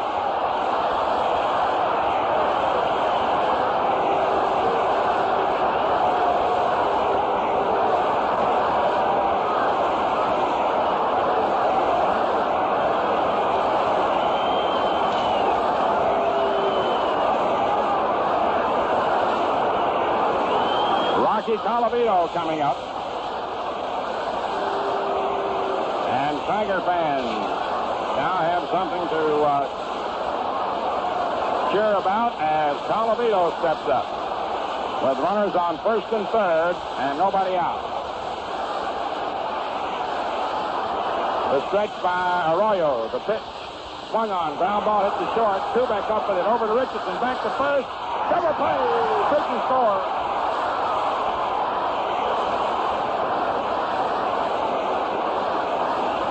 Colavito grounded into a double play. Kubek to Richardson to Skowron as Bruton scored, and it's 4-3.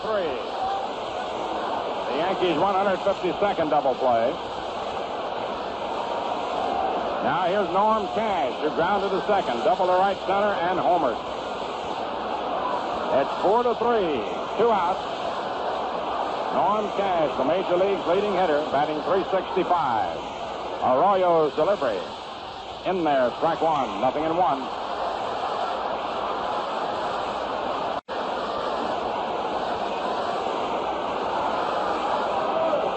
Louis goes to the windup and the pitch. Swung on, hit down the left field line, and it is going foul. Out of play. Strike 2, 0-2. Cash is this kind of a hitter. He'll hit to all field.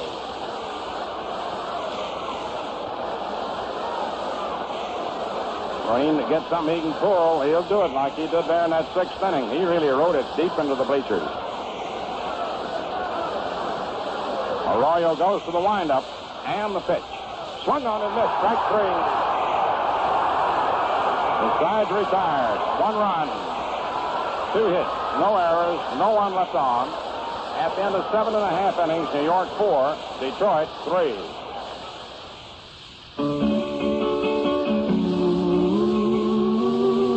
To be crisp, a beer must be icily light. Ooh, icily light. With true lager flavor, precisely right. Ooh, precisely right. Lively golden, crystally clear. The crisp refresher. Crisp refresher. Valentine beer. Pleasure is the purpose of the crisp refresher. Your first swallow and everyone to follow is light and crisp and golden. So pour pleasure. Pour today's Valentine. So clap your hands, tap your feet, snap your fingers. And that's the man for Valentine. The crisp refresher. Valentine beer. Since 1840, America's finest.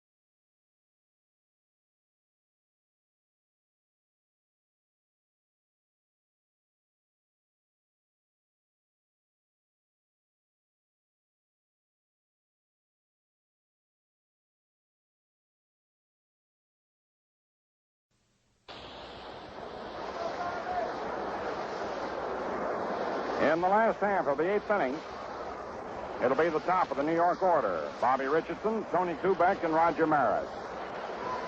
Terry Fox doing the pitching.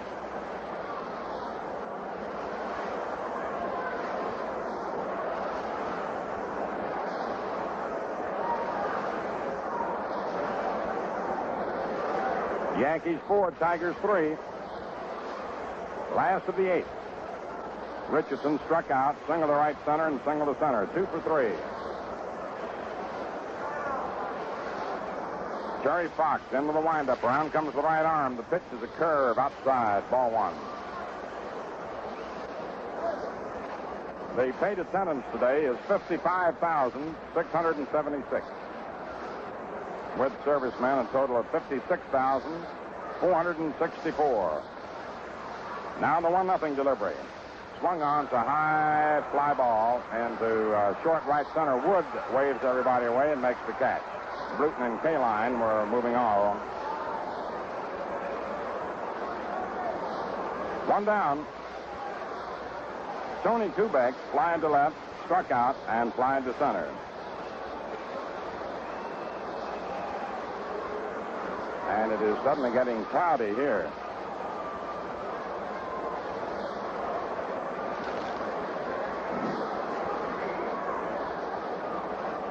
Fox into the windup. Around comes the right arm. The pitch. Fastball outside. Ball one.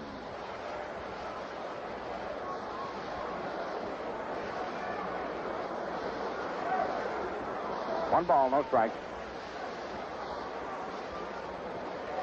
Now the pitch. It's in there, strike one. The three-game series has drawn a total of 171,503. That's 3. Stadium attendance record for 3 games.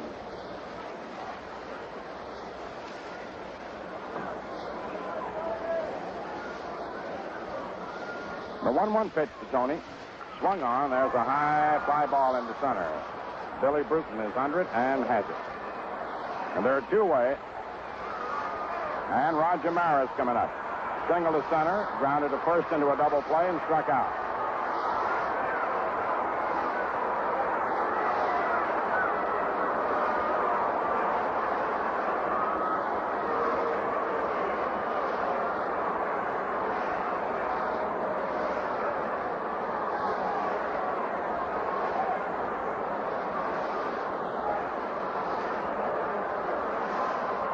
Maris hitting .273. Yankees 4, Tigers 3. It's the 8th inning. Terry Fox comes in with the pitch, and it's over. Strike one. Good curve.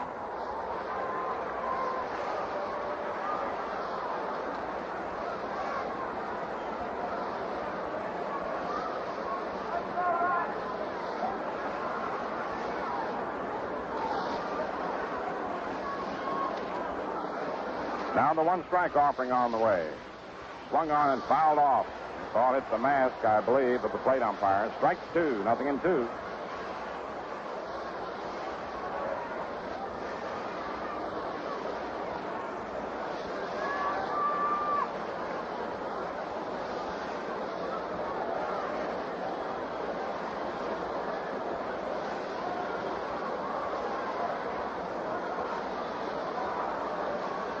A 2-strike count on Rod.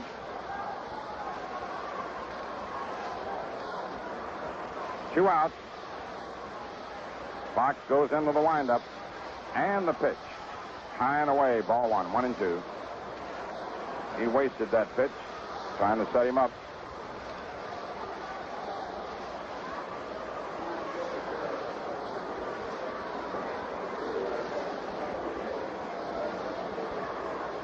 A 1-2 count.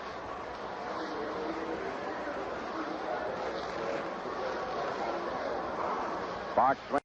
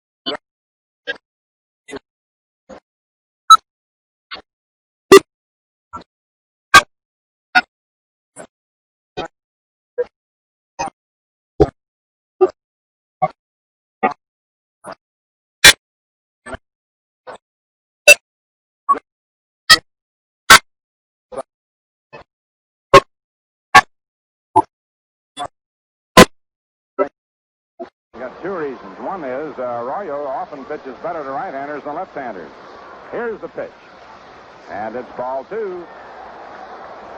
Plus the fact if he gets a pitch, he might pull it for the equalizer. Fernandez is on deck.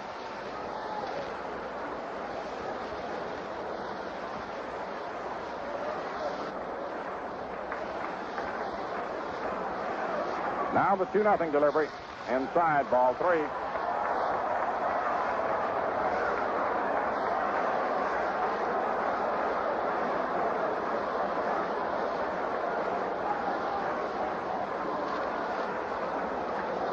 The 3-0 pitch.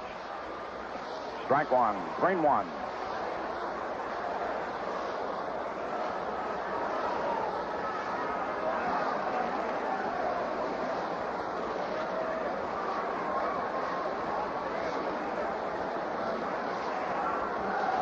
The 3-1 delivery to McAuliffe. Ball 4. He's on. Still outside. McAuliffe draws a walk, starting in the 9th inning.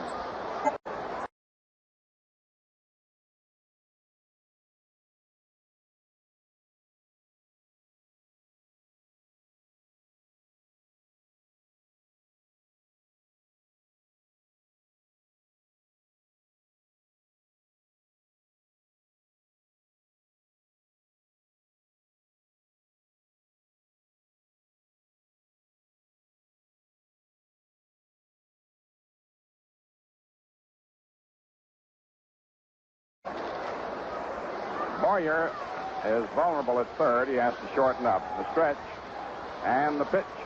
It's bunted, foul to the right of the plate. Strike 1, 0-1.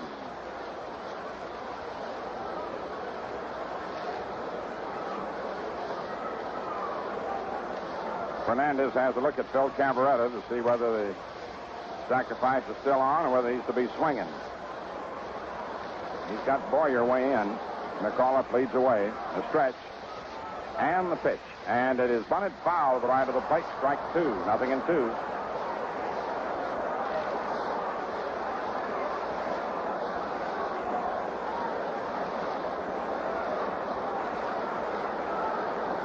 Skowron in to talk to Arroyo.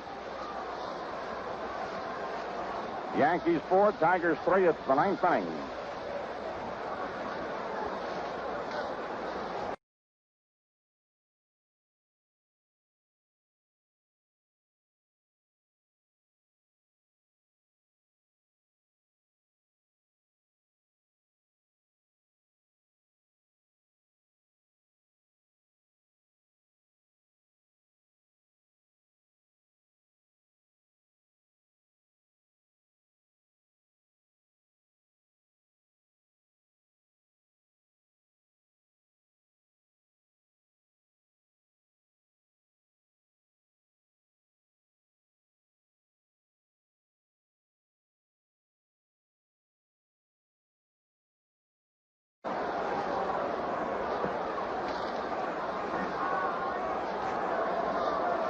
Arroyo sets.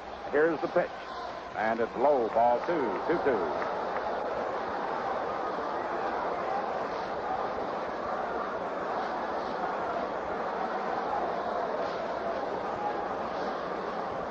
Two balls, 2 strikes. Nobody out. McAuliffe on first base. Yankees 4, Tigers 3, 9th inning. Louis to the stretch. And the pitch. In there, called strike 3. Fernandez didn't like it. He curved him. Now Dick Brown comes up.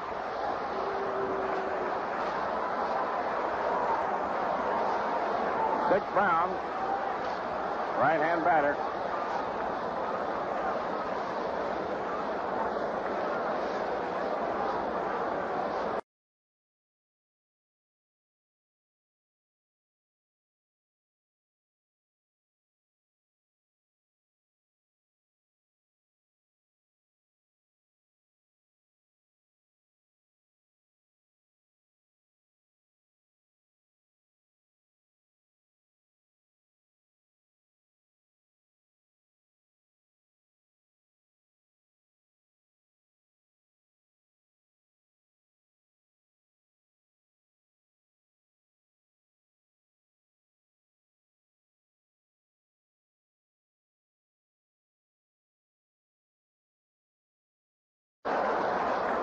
To pinch hit.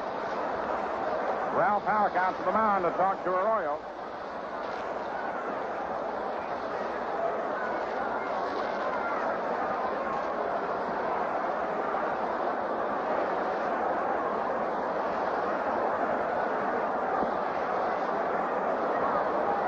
So the ball game has suddenly switched around as Arroyo, on a throwing arrow, puts the Tigers in position with runners on second and third and 1 out, and Bubba Morton, a right-hand batter, coming up to hit for Fox. Jake Wood on deck. And they're going to put him on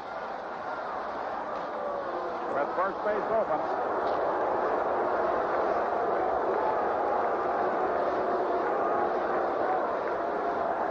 walk and an error. And set it up. Now you'll have Jake Wood, a right-hand batter, coming up. And Billy Bruton to follow. As the Tigers suddenly in the ninth inning get a big life on a throwing error by Arroyo. Now Bertoya is going to go in to run for Dick Brown.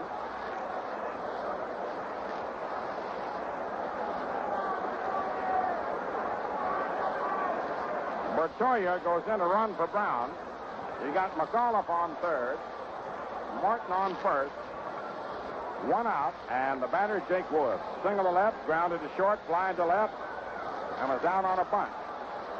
One away. 4-3. The windup. Here's the pitch to Jake Wood. Swung on, lined into left center field. It's in there for a base hit. Here comes Bertoya into the plate. 2-run score.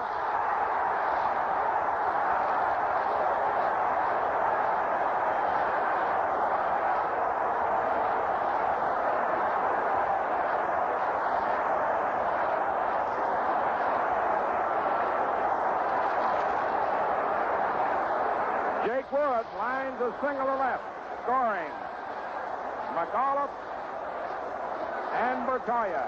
Morton going to second, and it's 5-4 in favor of Detroit. Now here's Billy Bruton with Kaline and Colavito to follow. One out, and the pitch. Outside, ball one.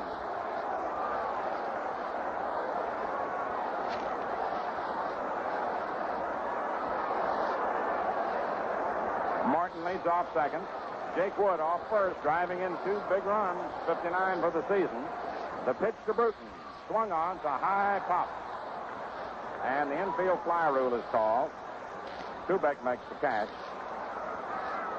Now Al Kaline. Foul to third, line to left, single to left center, and single to center. 2 for 4. It's 5-4 in favor of Detroit. Kaline, the batter, with Colavito to follow.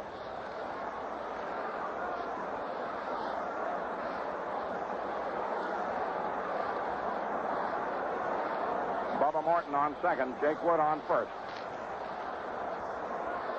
Kaline hit the first pitch for a single off Arroyo in the 8th. And the delivery.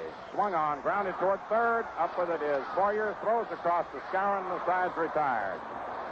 The damage is done as the Tigers jump on Arroyo, taking advantage.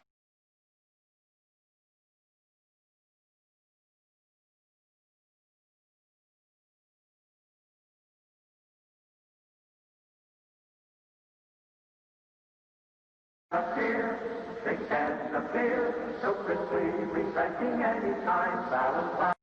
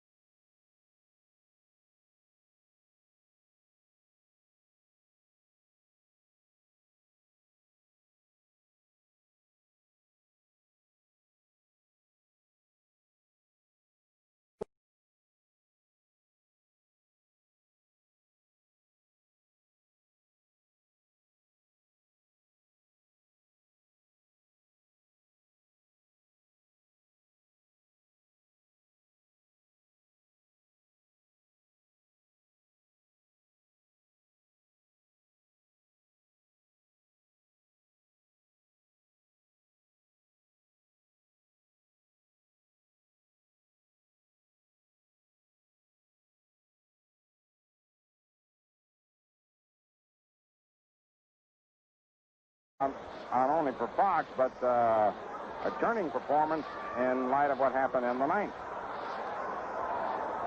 Mantle, who homered in the first inning, struck out twice since, coming up. Berra on deck. Staley throws low stop. making his 47th appearance. He's hard to hit for the home run because he pitches sinker balls and throws some knucklers once in a while. Frank House goes out to talk to Staley just as he was ready to work. Arroyo's the third scheduled batter. The Detroit Tigers jumping on the opportunity as befits a team that has played the great kind of ball they have all year. Leading now 5-4. Jerry Staley into the windup, and the pitch to Mantle. Outside, ball one.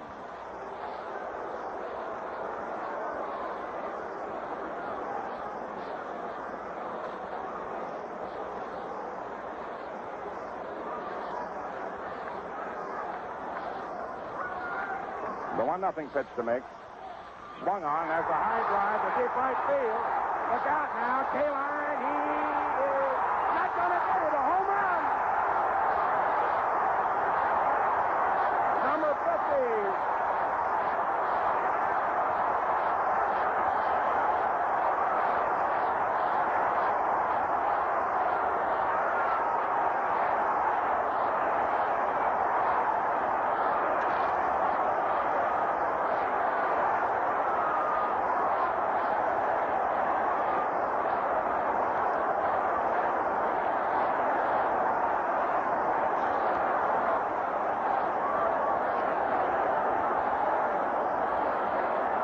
Mickey Mantle just hit his 50th home run of the year into the bleachers, and it's a tie ball game. Now Yogi Berra back, takes the strike. Mickey hit it into the right field bleachers. His second of the game, his 50th of the season. He now ranks number 8 among the all-time home run hitters. They pitch to Yogi Berra. Outside, ball one, 1-1. So Mantle ties it up as he rocks his second of the game.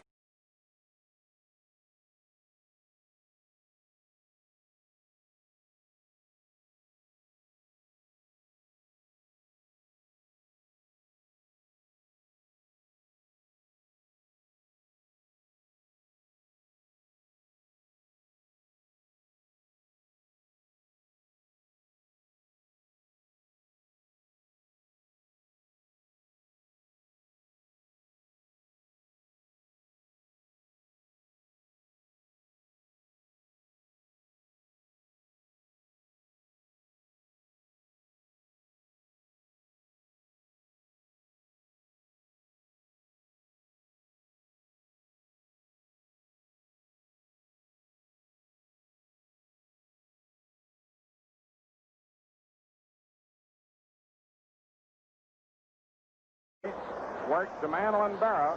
Mickey rocked his second homer of the game, his 50th of the season, into the right field bleachers.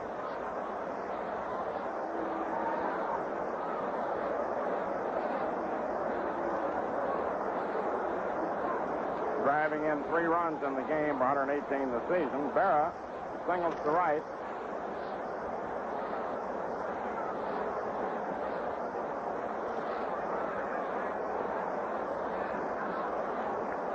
Ronnie Klein is coming in to do the pitching.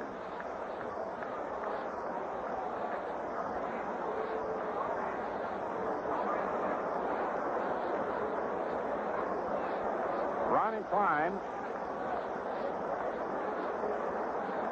whom the Tigers acquired from the Los Angeles Angels on a waiver deal in August, and who has, in 3 starts, won 2 and lost 1.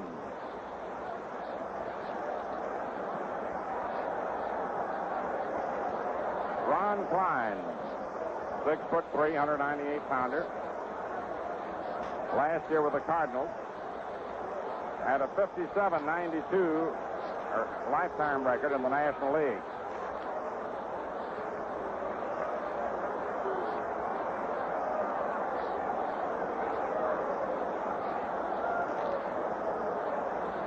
With the Angels, Klein beat the Yankees once 5-3 in a start. He made 2 appearances against them, 1 in relief and once as a starter.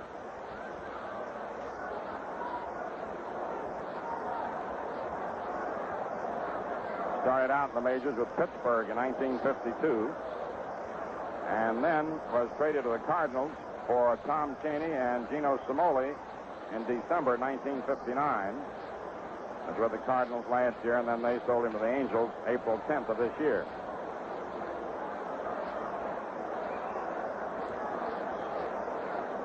So Ronnie Klein, the right-hander, comes on. Arroyo will bat.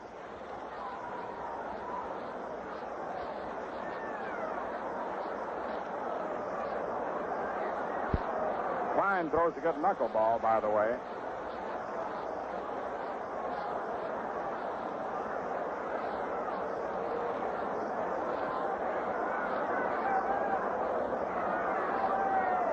Dick McAuliffe moves in close, looking for the bunt. Cash at first, holding against Yogi.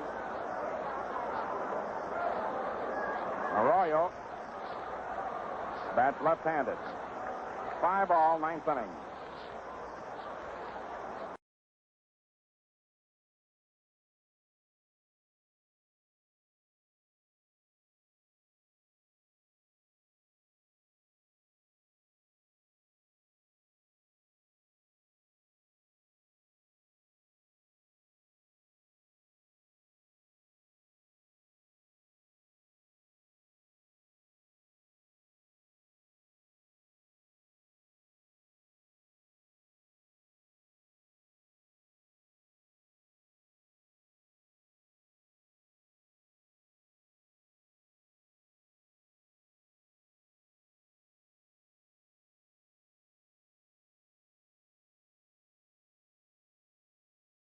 Burr on second, Skowron on first, 1 out.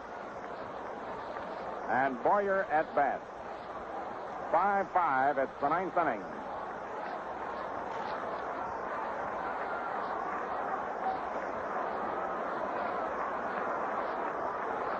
Ronnie Klein to the stretch, and the pitch. Low outside, ball 1. Keep in mind that while Yogi can turn it on pretty well for one of his relatively speaking advanced age, you got great arms in left field and right field in Colavito and Kaline. Now the pitch. Outside, ball 2. 2-0.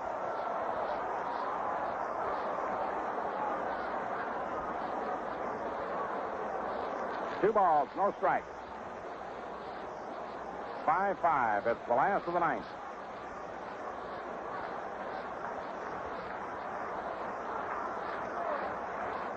Ronnie Klein into the stretch and the pitch. Swung on and missed, strike 1. He threw a fastball by him. 2-1 the count on Boyer. Boy, this has been a torrid series.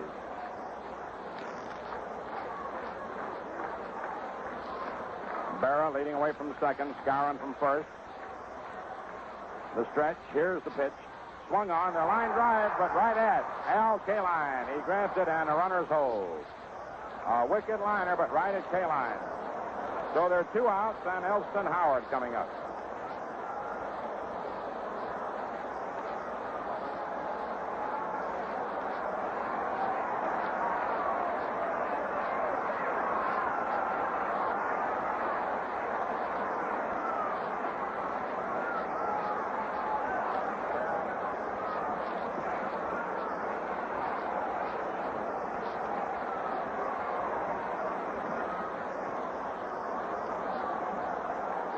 Elston Howard, batting for Stafford in the 7th inning, struck out. So with 2 away, Ellie's up. 5-all, 9th inning. Ronnie Klein to the stretch and the pitch. Right in there, strike 1.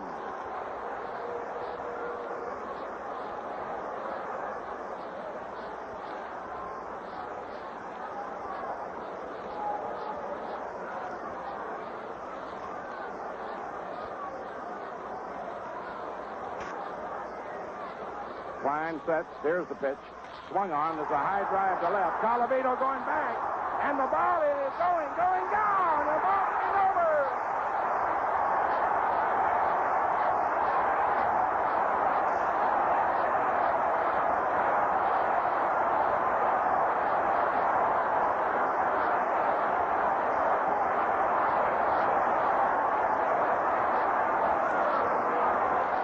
Elston Howard belted it into the left field stands for a 3-run home run, and the ball game is over.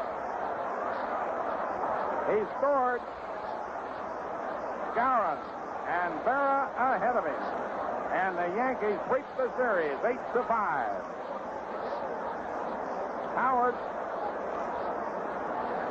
slamming his 15th home run of the year, and 6 runs batted in.